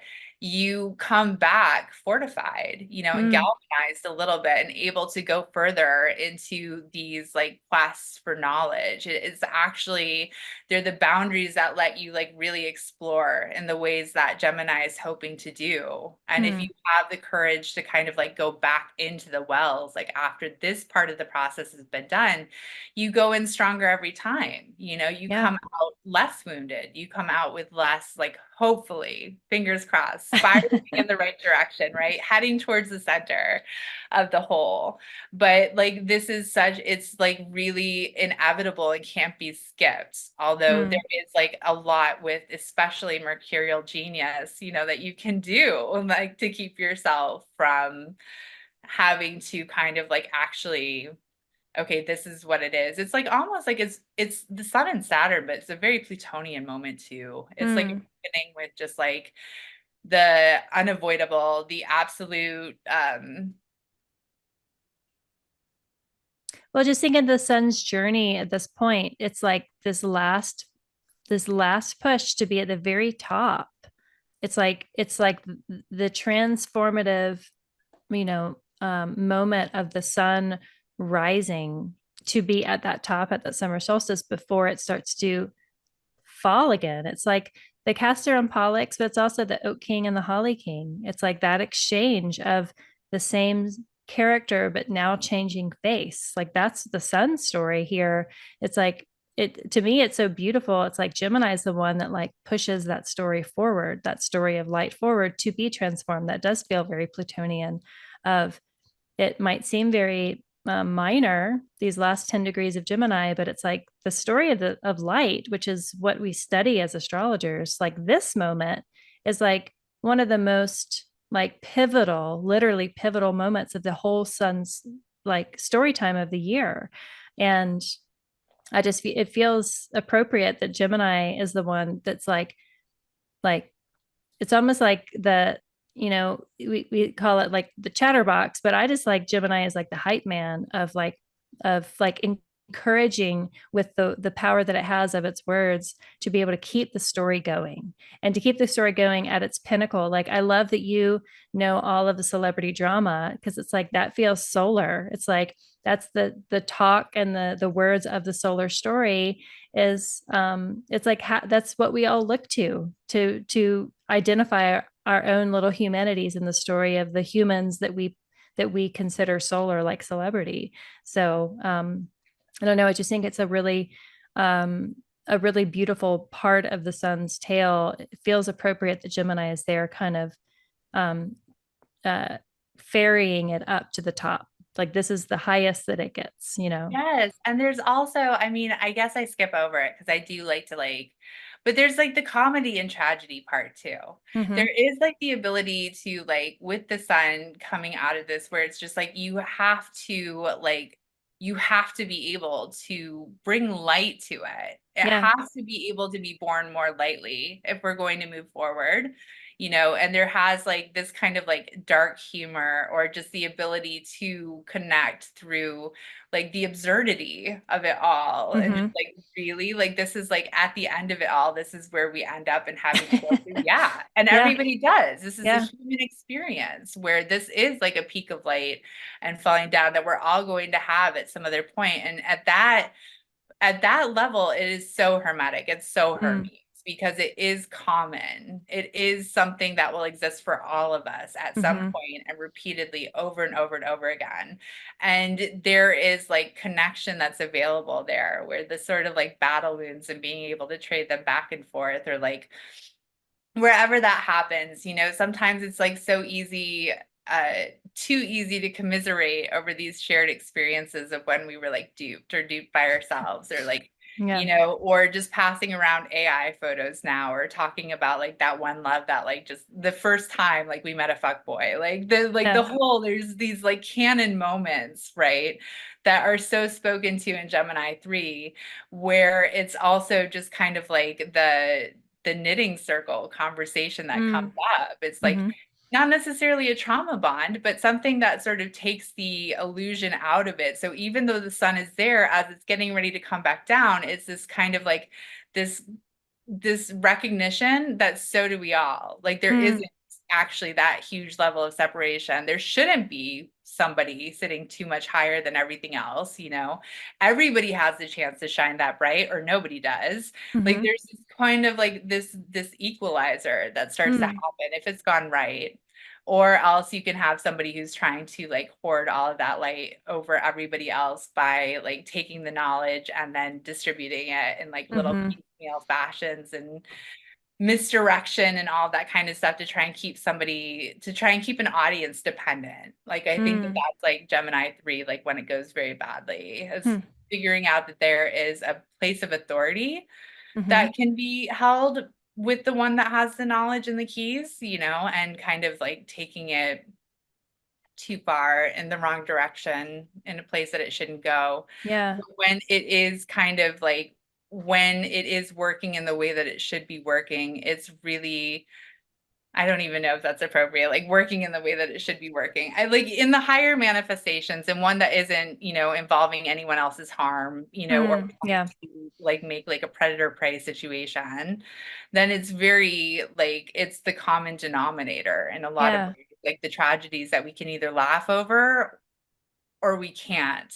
Hmm. But once you can bring that sun into it, you're on your way out, Hmm. into whatever's next. Like the sun and the sword, like interplay between that, and then coming back into the state of like the lovers. And this just kind of like the choice has been made, but now that allows us to go back into a state of receptivity to something new, because Hmm. you cut away what wasn't going to work, what could never work, what never held water, the thought stream that just wasn't sound when it first Mm-hmm. started, but you tried to like I do that sometimes. Like, I don't know if you've ever like continued on an argument long after you realized that it wasn't like you had no leg to stand on. And Yeah. but I think I can make it, like lawyers, like it's some sort of like, I really, really, really think that there's some loophole here that lets it happen, which is true a lot of the Hmm. time. You can, but you can't fool yourself, Yeah. and you'll have to, acknowledge the duplicity of that if you can wield duplicity against something, then somebody can wield duplicity against you. And here we Yeah. are again, Yeah.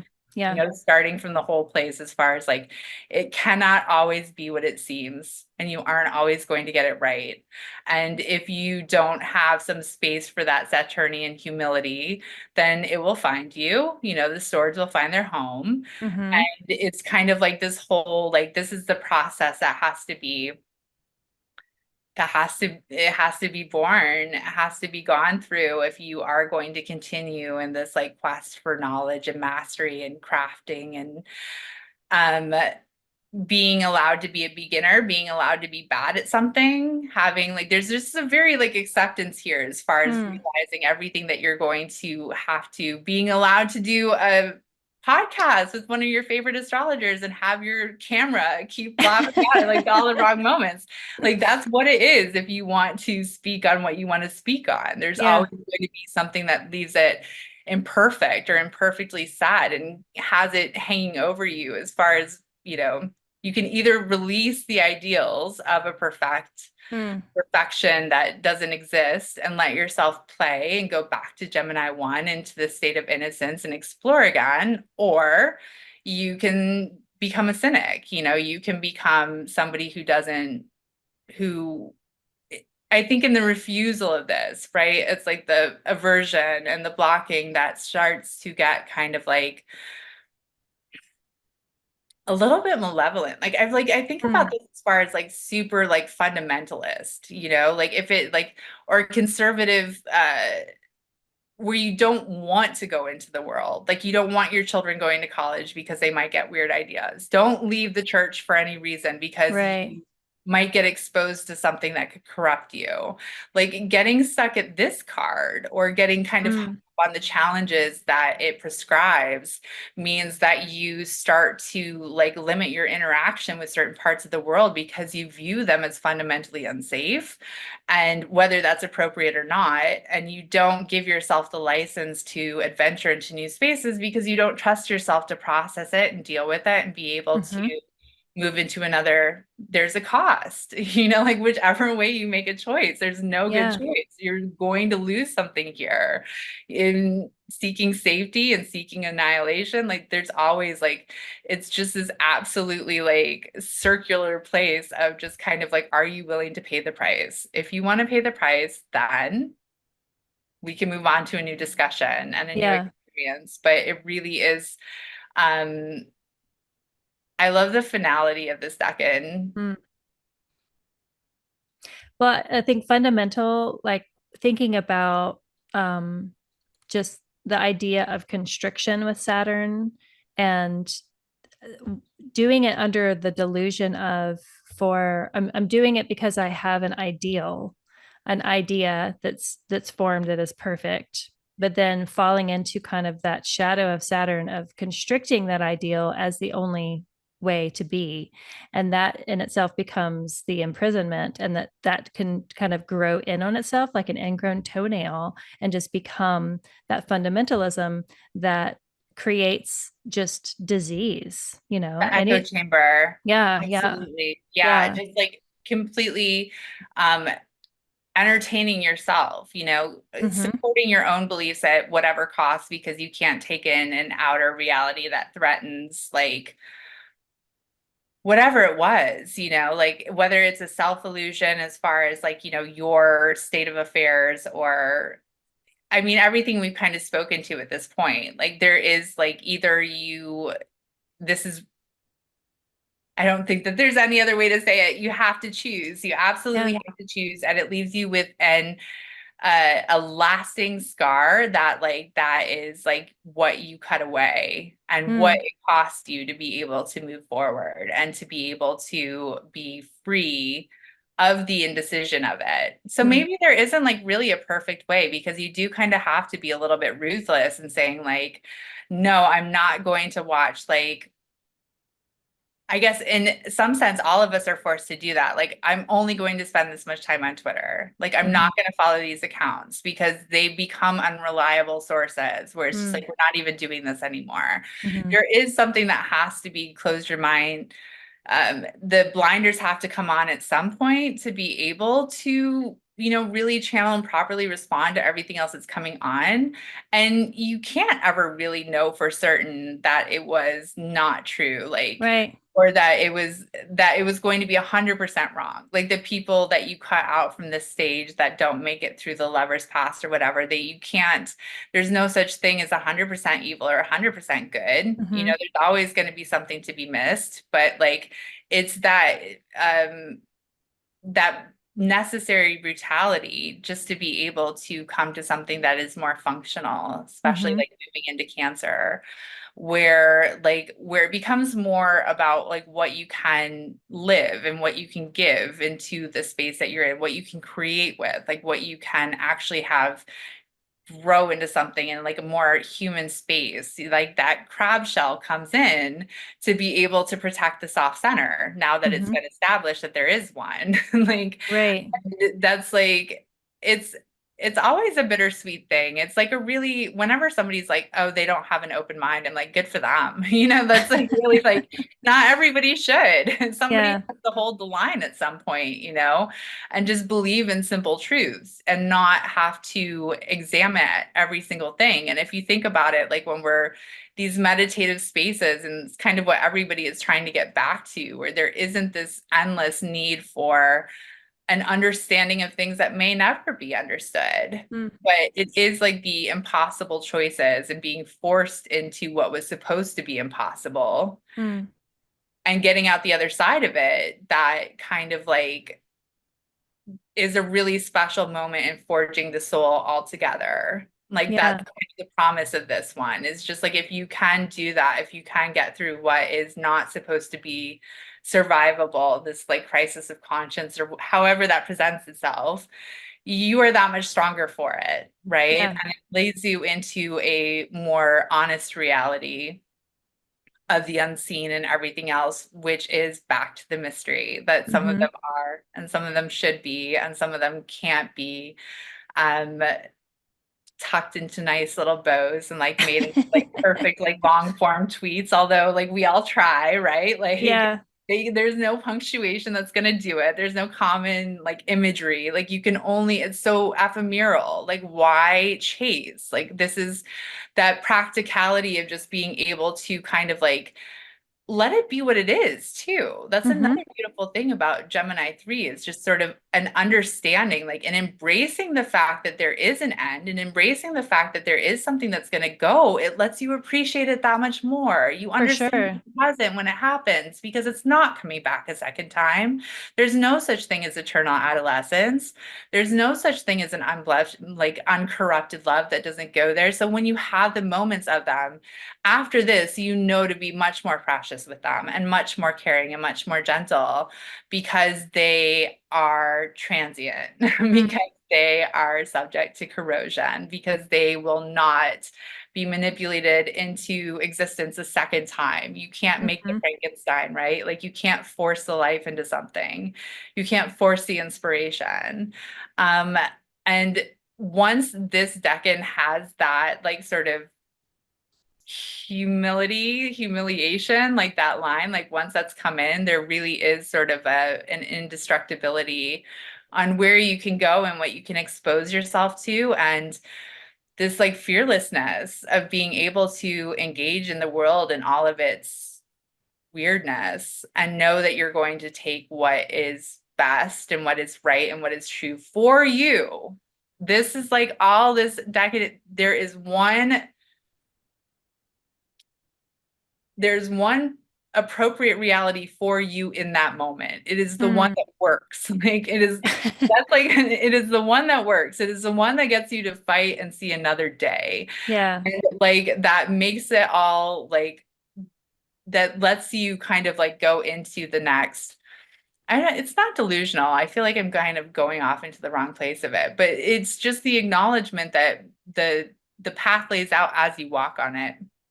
You know, Yeah. if So, I every mean, option is wrong, do you think that this is like the death of the concept of the ideal? Because the ideal only exists in not in the mundane reality, right? Once you form something into this reality, like a relationship that is in front of you, like that ephemeral moment of being in relationship with someone with all the impermanence and impurities of it, it cannot be ideal because ideal only exists in our mind. And so at the end of this decan of Gemini, do you see this as like that lesson of realizing that the ideal cannot exist in this form? absolutely. This is bringing up, there's this brilliant tweet like that I saw like a couple days ago. I think it was from Schrodinger's brat, but it was saying like the reasons why you fall in love with somebody are the reasons that kill the love. And coming Mm, from a place of crush, like the point that was being made is like, it's all of the things that we project. You see, like one little thing, how they tuck their hair, or if it's an online relationship that begins, you see their presence in their profile. You fill in all of these gaps, you make all of these mm, stories and all of these details around, and eventually that's the same thing that's going to kill it because it wasn't. That's not who they are. You never have right. the objective, like the ideal was not the human, and Mm-hmm. it should never have been compared as such, you know? That's kind of like that's such a brilliant point because it really is a confirmation of humanity. Mm-hmm. And you better let everything be human. You better make space for those realities, whether they are like, whether they are attractive or not.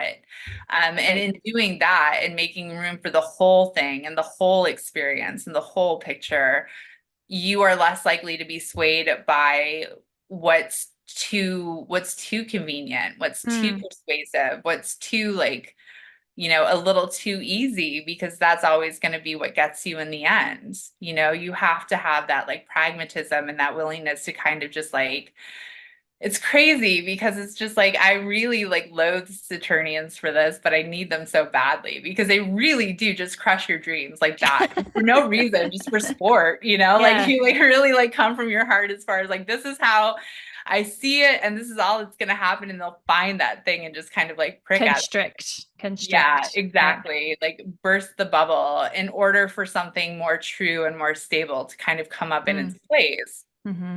And it's I don't know, some people think Virgo has that, but I think Virgo can be more suggestive of just like, well, this could happen, but you need to consider this, or like Mm, coming up with more solutions to be able to make it happen, where Saturnians are like, no, that's yeah. dumb. And you knew it was dumb before you told me. Like, it's like, this is not news to you. Don't do this with my time again. Like, Yeah. it's And I'm and it's only telling you this because I love you. And this is how I tell you that I exactly love you. Yeah. hopefully fingers crossed. And that's why you should always keep one in your team, Mm-hmm. to be able to kind of when you have the bravery for it and when you have the ability to understand that that's a kind of love on its own Mm, and being able to take the restrictions and create within them and then not wander, not waste the time. mm, Again, like this time feature, especially whenever Mercury is involved, yeah. the limitations around it. That is understanding the gifts of Saturn. If you really want to work with that, it's just sort of like it's your time. You can spend it and waste it however you want to. But if you do value it, then don't do this. Right. Exactly, like don't. Just like you can if you want, but it's going to lead you into a bad place. And then if you do, you end up like right back, starting over in these seconds again, where it's like, how could I be? You end up in two. How could I have been so stupid? Like, how could I have been so deceived? How could I have been so fueled? Because you did, because you wanted to be. And you start to find the mind's power here to kind of just like to make your own realities, to make the prisons, to make all of that, the hells of your own making, if you let yourself fantasize and fuss over it for long enough. Or you find the liberation here. Yeah. By admitting to yourself your lies and the ability to lie to yourself, that duality, and take yourself into places where you should never have been. Yeah. But it's very like, I love Saturn for that too, because I am one of the ones that is like, this is again kind of controversial, but like, for me, it's a useful deceit at the very least to bring it all back to personal responsibility, even though Saturn does have a lot to do with things that can be unchangeable, that are external, authority that's wielded over us that just can't be messed with. It's kind of like what you were saying about Decan 2. It's like there is the choice of response. Yeah. If you are able to identify the ones that are like malfunctioning, the ones that are against your best interest, if you're able to take that in and see that part of yourself that keeps going in the wrong direction, eventually you're able to go into another one. Yeah. And a real one that is actually going to be able to lead into something. So it's an underrated decan, but like we said, like at the end, it is supposed to be in the original Thema Mundi, like the final decan too, of the entire journey that's been like made around. Like this is like the reckoning before you can kind of go into the next phase of rebirth and being reborn from this new perspective in Cancer. Yeah, I hadn't considered it before of it that Gemini being that 12th house in the Thema Mundi. And this does feel like the end of the story, like it's hit the nail on the head. It's like the final nail in the coffin 10 times. Yep. It is One, two, definitely you are nailed in. You're not coming back out. And the card that follows this is the Two of Cups, which is the Lord of Love. It's like, it's not like the story is over at this point. Like, unless you choose to repeat it, like what comes beyond this of the consequence can be that next union, that the Two of Cups, like being that beautiful union. And then we get Venus, like Venus follows this. And we have Venus and the moon, like that's what follows it. So it's like it might feel like to be stuck in that the eddy of thought with Gemini. I like the idea of it being like the snake oil salesman, because even that phrase alone is kind of a deceptive phrase, because the origins of it were that there was this Chinese water snake that provided very specific medicine. And when that medicine was brought over to the States, people took advantage of that and just would make medicine out of any snake and then sell it as snake oil, when there was like actual medicinal quality of Chinese water snake.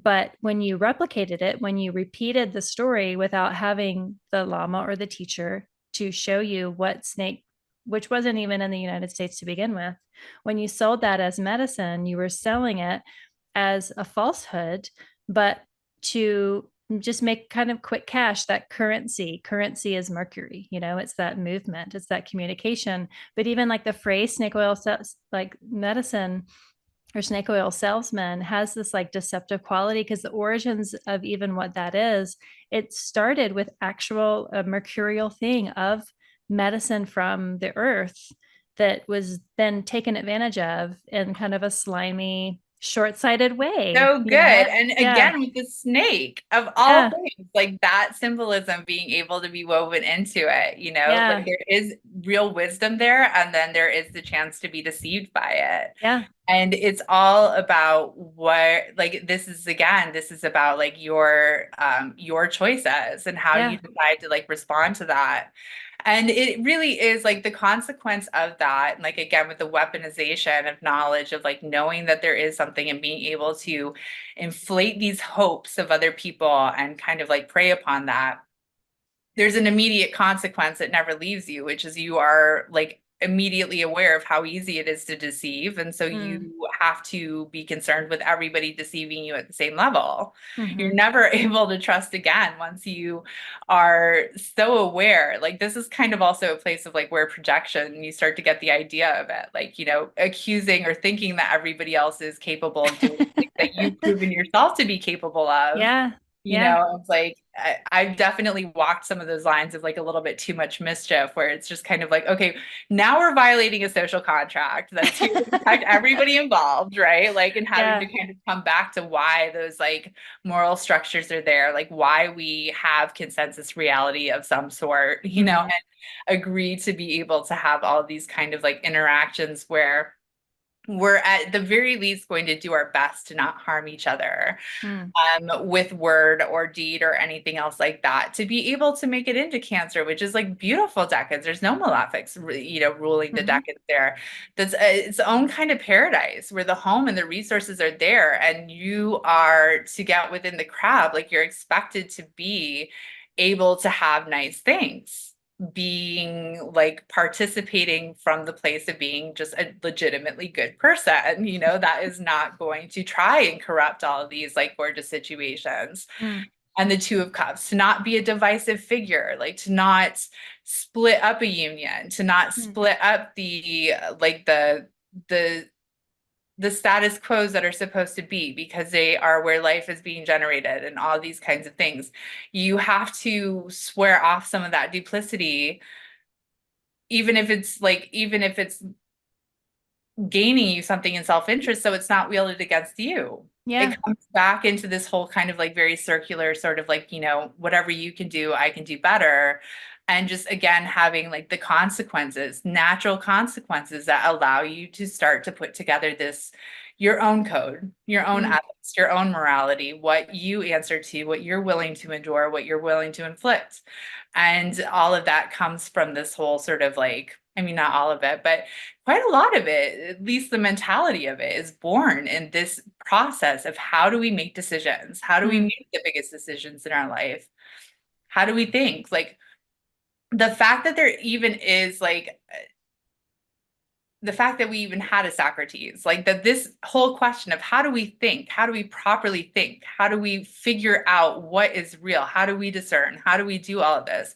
There's been so many philosophers and so much dedicated to figuring that out, because this has always been the ability to delude ourselves and Mm. others has Mhm. just been, it's a feature. It's not a bug, it's a feature of humanity, right? And like what to do with that and where it should be deployed in all of its glory. When it's like, it's really, sometimes, I mean, I catch a lot of hell for this because I can be very persuasive in my speech, and like when, especially in writing something like forecasting, Mhm. sometimes coming out like there is, when the reality is there's a million ways that astrology could play out. Sometimes I can be very forceful, and this is how it's going down, because I get so caught up in the passion of the moment. But like, as like things start getting bigger, and as you start seeing your influence and you see people, especially Twitter is beautiful for this because people can comment, and I'll say something flippant that gets taken very seriously. And Yeah. I have to kind of like backtrack and just be like, whoa, whoa, whoa, whoa. Like, this is just like theoretical. This is symbolism. Like, if you're having a good day, don't take my word that it's going to be bad. Like, Yeah. having to kind of like, you start to see this whole, the more reach that you get, the higher your sun goes, the more influence you're wielding. And like, the Mhm. more consequence that you have to either assume responsibility for, that you are kind of like projecting what is like either Mhm. sound or it's not.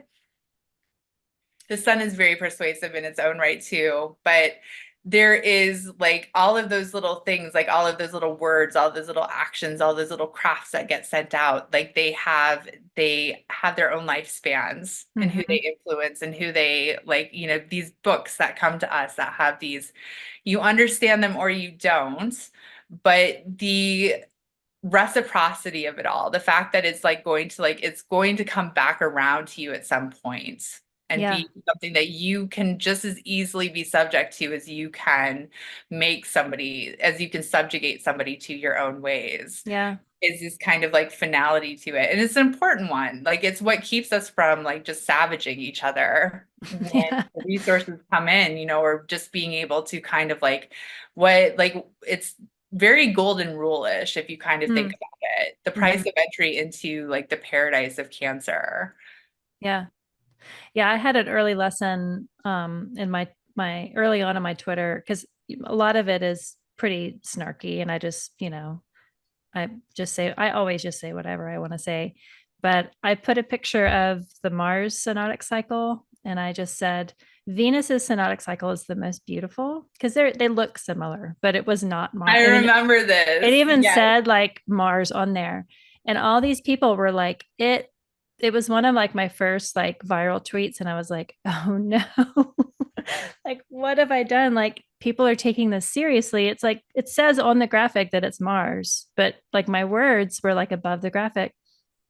And Patrick Watson commented, he was like, I will not stand for this. This, it was being, he was joking, but he was like, I will Okay, not. I was gonna say I remember that too. Like I feel like he was joking. There were a couple of people that got it and were just like the synodic cycle of Mars. Right. Very beautiful. Yeah. Yeah.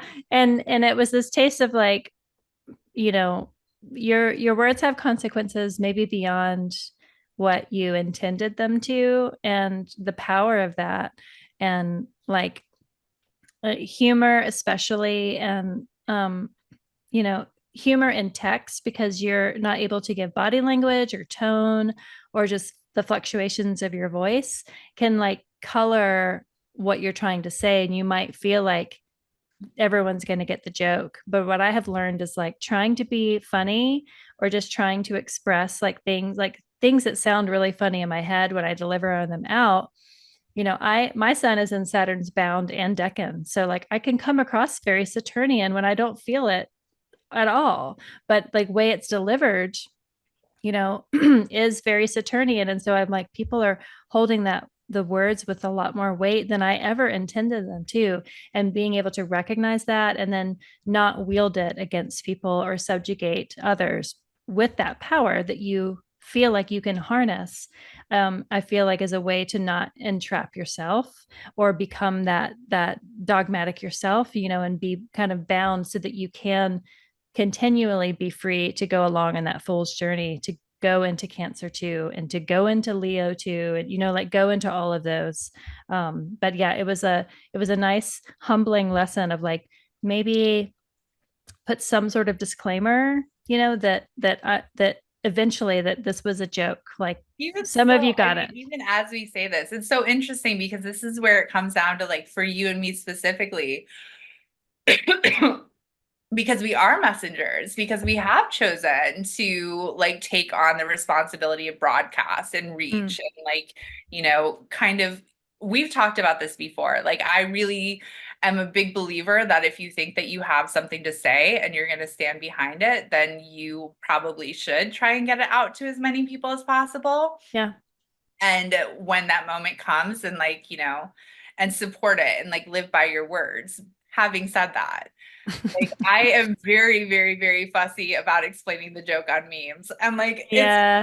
I should be better, but sometimes people don't get it. And I'm just like, well, sorry about it. Like I don't like Yeah, that's true. like I get very mulish as far as just like I said what I said. You can either figure it out or not, which also comes with consequences as far as it all does. It's such an interesting viewpoint to see it from when you kind of take on the responsibility of being a messenger, especially Mhm. anybody who has a gift of divination and is starting to deal with prophecy, and not being able to uh really, really, really like surround that with a lot of humanity and say like Mm. there are infinite possibilities. If it inspires something in you, then great. Yeah. If not, then please leave it. And it's Yeah. another reason why, especially those of us that have like histories, and I have to do this all the time, going back to the books of it. This is another Mm. like the systems. Like, did somebody say this before me? Has this been Yeah. vetted? Like, are these associations sound? Do they have like philosophical backing for them? Like, what is like where are the correspondences that I'm pulling on? Like Mm. before, like the more rigorous astrologers become very um determined with that sort of like vetting process before it gets passed on to somebody, as far as like, this is what I see in your chart. This Hmm. is what I see happening for you as this transit unfolds, or this is the range of possibility.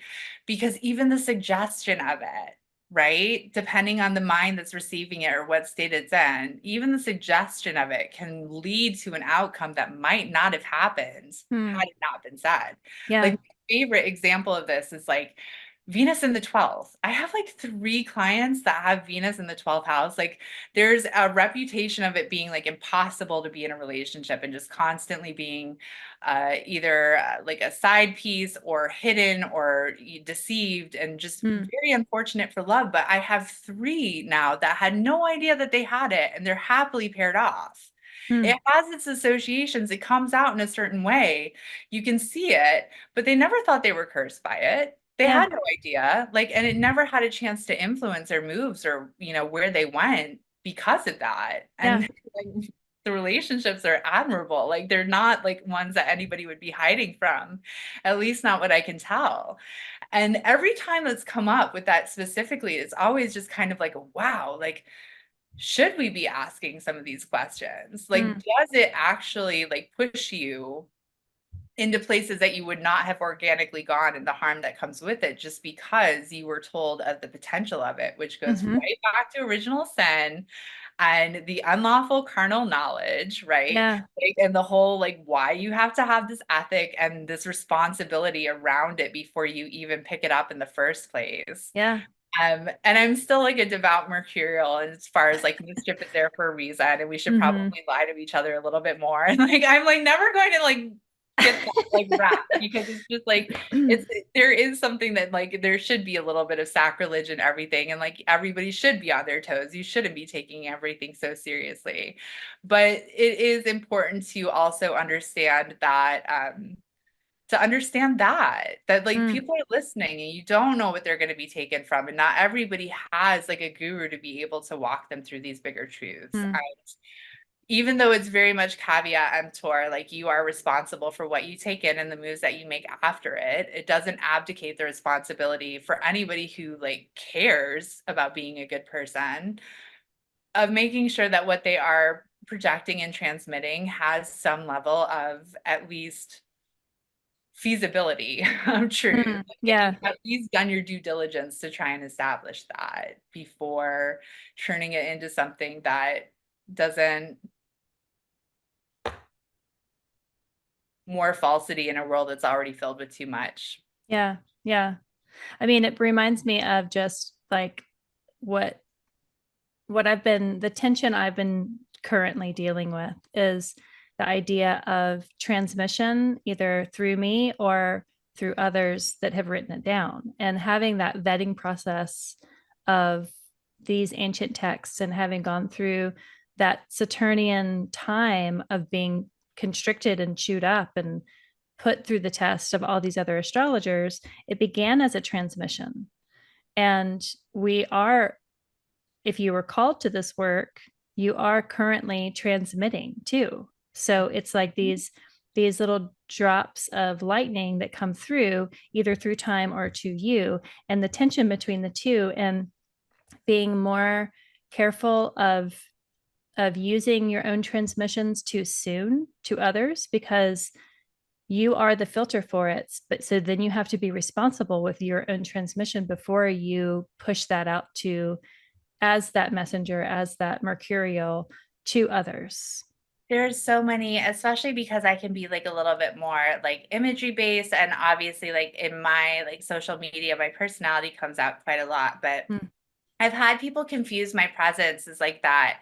I'm not actually an astrologer that's doing like astrological work, but I'm more of an influencer. And I've Mm, seen people try to make that kind of like this esoteric influencer model for themselves, where it's just kind of like sound bites and, mm, coming up with bon mots from personal experience and not having any place to put it. And it gets so fragmented. I think what's good is it just never really like generates a resonance that would come with like there's something that's missing from it because it hasn't had those established like and Jupiterian forces where they're mm, reinforced with the experiences of so many and lineage and being able to mhm, kind of be established. There's initiation that comes with those ancient texts that just like even being able to get through some of them, even being able to understand and comprehend is a yeah. huge part of whether or not you are prepared to be dealing with or transmitting it. But it's also always kind of like whenever I see people just like sort of jump out the gate, and this is very real too. I think Mm, everybody has to at some point. We talk a lot about this infinite choice of being able to like, oh, and we're going to choose what we transmit and we're going to be very conscientious.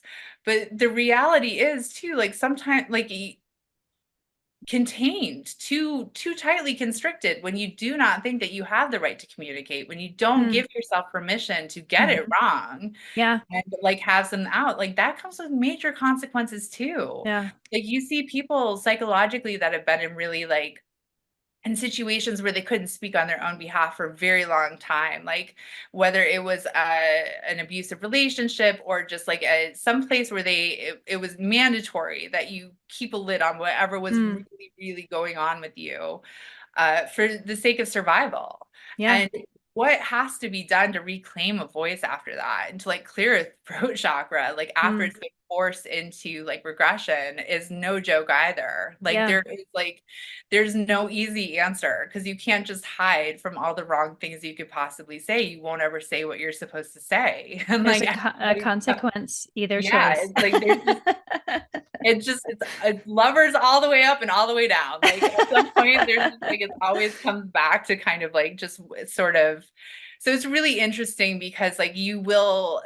There's also like a nice rhythm and a timing to it. Like you Mm, give yourself the space to be in Gemini one. You give yourself the space to be an innocent and just say whatever is coming and be an esoteric influencer. yeah. And like forget that astrology is a part of it or the books have you have to have like and then you get humbled. You go through the whole cycle of like you let yourself be disabused of that, and if it's something that you have a lot of love for, you come back to the table and you start again Yeah. and you start to add on to that knowledge base. And it's a really like it's a beautiful process. Like I really like I have a meditation practice. I value it a lot. I love the teachers that come from it and I Mm, understand the principle and the reason behind like the state of like no mind and nothingness and not thinking. But at a cellular level, I reject it. Like the thing, like thinking is so much fun. Like it's such a beautiful like way to kind of like pass the day. And it's also something where it's just like the thought process, soon you're thinking about thoughts. It can become this very circular thing. mm, But it is the ability to have something as nice as thought patterns and being able to ruminate and like navel gaze, yeah. being able to go through those consequences are what let you kind of come back into a state of like, okay, well, now the mind starts to work for you, right? Mm, Instead of you constantly chasing after the mind and being able to engage in these like beautiful segues and tangents that it can lead you off of and then pull back out of it. Like mm, that is what is necessary. Like if you don't give yourself permission to be wrong and to be deceived and to know that that can happen and you don't have to completely like gut yourself every single time that it does, you don't get to play. yeah. You don't get to do any of that. You don't get to go back into the original. You don't get to have the apple. Yeah. You don't get to like wrap the snake around your finger. None of that. Like that's like one of the things that you have to kind of take on with this as far as Mm, so it's interesting. It's all interesting. It's a really like it's a beautiful like what would we do without Geminis and like why have we been cursed with Geminis? Like at the same point, like it's just mm, kind of like it all comes in this full package of of duality and they're always kind of being in this world at least until you finally transcend, this reality of polarity, that Mm. almost everything has a spectrum. There's no easy, like, clean gray area. No There's pretty little bow. no, none.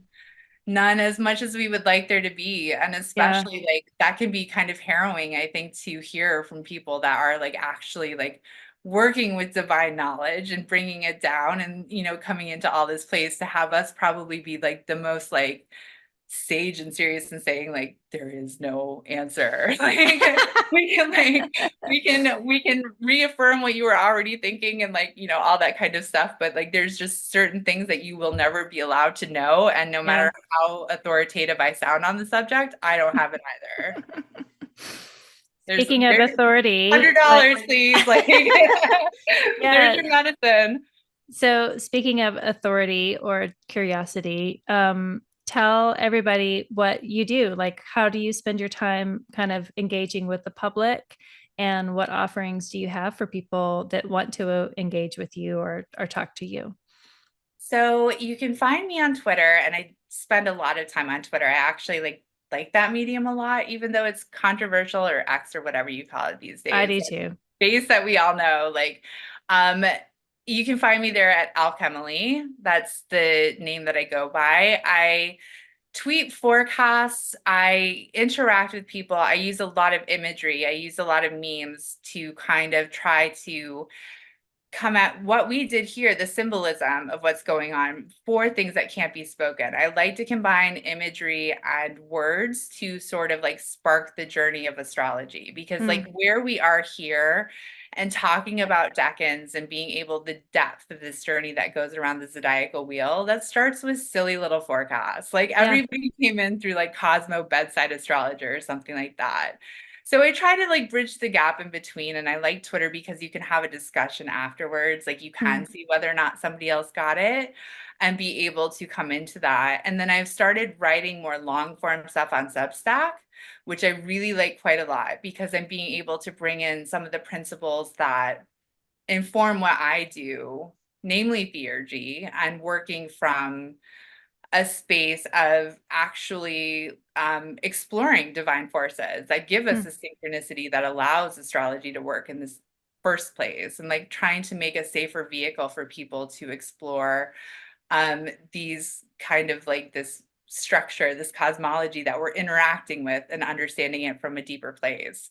But all of it is still very deeply frivolous. Like I do believe in that. I think that things should remain a little bit like enchanted still, and Yeah. having any of that. But I do offer readings, and they pretty much follow the same vein as my writing. So if you're into my writing, that is what my readings look like. And you can find my information on my Twitter, my Substack. No, are we kidding? I'm like, no. One final freeze. I know. I did Oh, there it. we go. This is like, honestly, this is a good, like, this is a humbling Venusian moment, and it's good for me to finally like not be able to control every aspect. But that's what's necessary sometimes, so you can have fun conversations. They look how they Yeah. look. Yeah. Okay, Emilie, thank you so much. This has been so much fun. And I will put all of your links in the show notes, and we will say goodbye there. Thank you so much for having me. This is awesome.